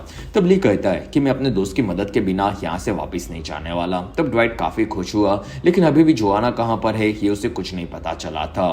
वहीं पर बिगफुट अपने तगड़े कजिन्स को लेकर आया था जो कि लड़ने के लिए तैयार थे। तब सभी ने बाहर आकर गन्स निकाली, जिसमें वो लोग काफी बड़ी जंग के लिए पूरी तरह से तैयार हो रहे थे और तब तक कैल उसके ऑफिस में रिजल्ट्स के आने का वेट कर रहा था। तब मार्गरेट आकर कैल से मिली और कैल ने मार्गरेट से उसके ऑफिस के बारे में पूछा। तब मार्गरेट कहती है कि मैंने तुम्हें पहले ही कहा था कि मुझे सिर्फ मेरे राज से मतलब है। तब कैल कहता है कि मार्गरेट तुम्हारे कनेक्शंस काफी अच्छे हैं और तुम्हारे चलते ही मैं यहाँ तक पहुंचा हूँ। तब वहाँ मार्गरेट कहती है कि मैं तुम्हारी ऑफर मानूंगी, लेकिन फिर मैं अपनी मर्जी के हिसाब से काम करूंगी। तब कैल उसकी हर एक चीज के लिए मान गया। तब तक ड्वाइट ने उसके आदमियों को और हथियारों को तैयार कर लिया था और वहां पर स्पेंसर आकर कहती है कि ड्वाइट यहाँ पर कॉल आया है। फिर कॉल अंदर आया। तब वहां पर सभी लोग भड़के हुए थे, लेकिन ड्वाइट कहता है कि ये यहाँ पर क्यों आया है स्पेंसर। तब स्पेंसर कहती है कि ड्वाइट ये हमारी मदद करने आया है और इसने पहले भी बॉम्ब के बारे में हमें बताया था, जिससे तुम सभी लोगों की जान बची थी, वरना तुम सभी लोग उसी दिन मारे जाते। तब कॉल कहता है कि मेरे डैड ने जोआना को अपने पुराने घर में रखा है और वहां पर उन्होंने काफी सारे गुंडों को भी हायर करके रखा है और मैं उनके बुरे कामों में अब उनका साथ नहीं देना चाहता। तब ली कहता है कि ड्वाइट मैं काफी सारे बुरे लोगों को सालों से जानता हूँ, लेकिन इस लड़के की आंख में मुझे सच्चाई और पश्चाताप नजर आ रहा है और ये झूठ नहीं बोल रहा। दूसरी तरफ कैल इलेक्शन जीत चुका था और अब वो नया गवर्नर बन के अपने तुलसा को सुधारने के लिए पूरी तरह से तैयार था। तब तक ड्वाइट ने कॉल की मदद से उनके विला पूरे एरिया को तैयार कर लिया था और उसने सभी गुंडों की लोकेशंस भी चेक कर ली थी और रात को 3 बजे वो हमला करके जोआना को बचाने वाले थे। फिर वहां से सभी लोग आगे बढ़े। तब वहां पर ड्वाइट ने गुडी को वहीं पर रुकने के लिए कहा, क्योंकि अगर उसे कुछ हुआ तो गुडी को आगे बिजनेस को संभालना था।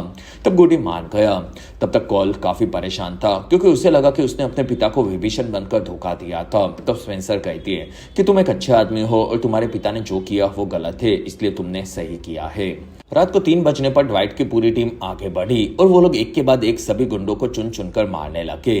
तब उनकी गोलीबारी की आवाज सुनकर जेरेमी बाहर आया और वहां पर गुंडे घर में घुसकर सबको मार रहे थे। तब उन्हें देखकर जेरेमी वहां से भाग गया और ड्वाइट ने आकर जोआना को बचा लिया और फिर ली के साथ जोआना वहां से निकल गई। तब ड्वाइट वहां से पास के एक घर में आया और जेरेमी ने ड्वाइट पर हमला कर दिया, लेकिन वहां पर ड्वाइट ने जेरेमी को पकड़कर कुत्तों की तरह पीटा। फिर ड्वाइट ने जेरेमी को बांध दिया था और वहां पर ड्वाइट कहता है कि तुम्हें आज मैं जीसस रिजर्ड नाम की एक चिपकली की कहानी सुनाता हूँ, जो कि जीसस की तरह पानी पर चल सकती थी, लेकिन असल में वो तेजी से भागती थी, जिसके चलते उसे लगता था कि वो पानी के ऊपर चल सकती है और वो खुद को भगवान समझने लगी। और यही तुम्हारी कहानी है। और फिर वो चिपकली स्लो चलने लगी और तब वो पानी में डूब गई और वहां पर शिकारी मछलियों ने उसका शिकार कर लिया। जैसे तुमने मेरे से पंगा लिया और अब मैं तुम्हारा शिकार करूंगा। और मैंने तुम्हें पहले ही कहा था कि अगर किसी की उंगली जल जाए तो भी हम कांप उठते हैं, और तुमने तो मेरे पुराने दोस्त को पूरा जला दिया था, तो सोचो उसे कितना दर्द महसूस हुआ होगा, और आज मैं वो दर्द तुम्हें दूंगा। और फिर ड्वाइट ने जेरेमी को वहीं पर पूरा जला दिया और फिर वो वहां से निकल गया। तब जेरेमी तड़प तड़प कर वहीं पर मारा गया। 3 दिनों के बाद ड्वाइट उसकी पूरी टीम के साथ कैसीनो में पार्टी कर रहा था और वहां पर ली अब उसकी फैमिली से जुड़कर काफी ज्यादा खुश था। और वहीं पर मूसो आ गया तो ड्वाइट उसे ऑफिस में मिला, जिसमें मूसो ने ड्वाइट को फेडरल लिक्वर का लाइसेंस दिला दिया था, जो कि ड्वाइट को मिलना इम्पॉसिबल था। तब ड्वाइट काफी खुश हुआ। फिर ड्वाइट ने पेन ड्राइव में मूसो को डेक्स्टर के सभी क्लाइंट्स की जानकारी दी, साथ ही ये भी बताया कि डेक्स्टर के बारे में अब पूरी दुनिया में किसी को कुछ पता कभी नहीं चलेगा। और तब मूसो खुश होकर वहां से निकला और तब ड्वाइट बाहर आकर मार्गरेट से मिला, जिसमें वहां पर मिच अपने गाने के शौक को पूरा कर रहा था। और इसी हैप्पी एंडिंग के साथ ये बेहतरीन सीजन 3 यहीं पर खत्म हुआ। तो आपको ये सीजन 3 कैसा लगा ये आप मुझे कमेंट सेक्शन में जरूर बताएं, क्योंकि आपसे इस बारे में बात करने के लिए मैं काफी ज्यादा एक्साइटेड हूँ। साथ ही इस सीरीज के बाद मैंने हाई पोटेंशियल के सीजन 2 को लिखना शुरू कर दिया है, तो आप उसके सीजन 1 के वीडियोस को जरूर चेक करें, जिसका लिंक आपको डिस्क्रिप्शन में मिलेगा। जिससे सीजन 2 को मैं पूरा करूँ तब आप उसे अच्छे से एंजॉय कर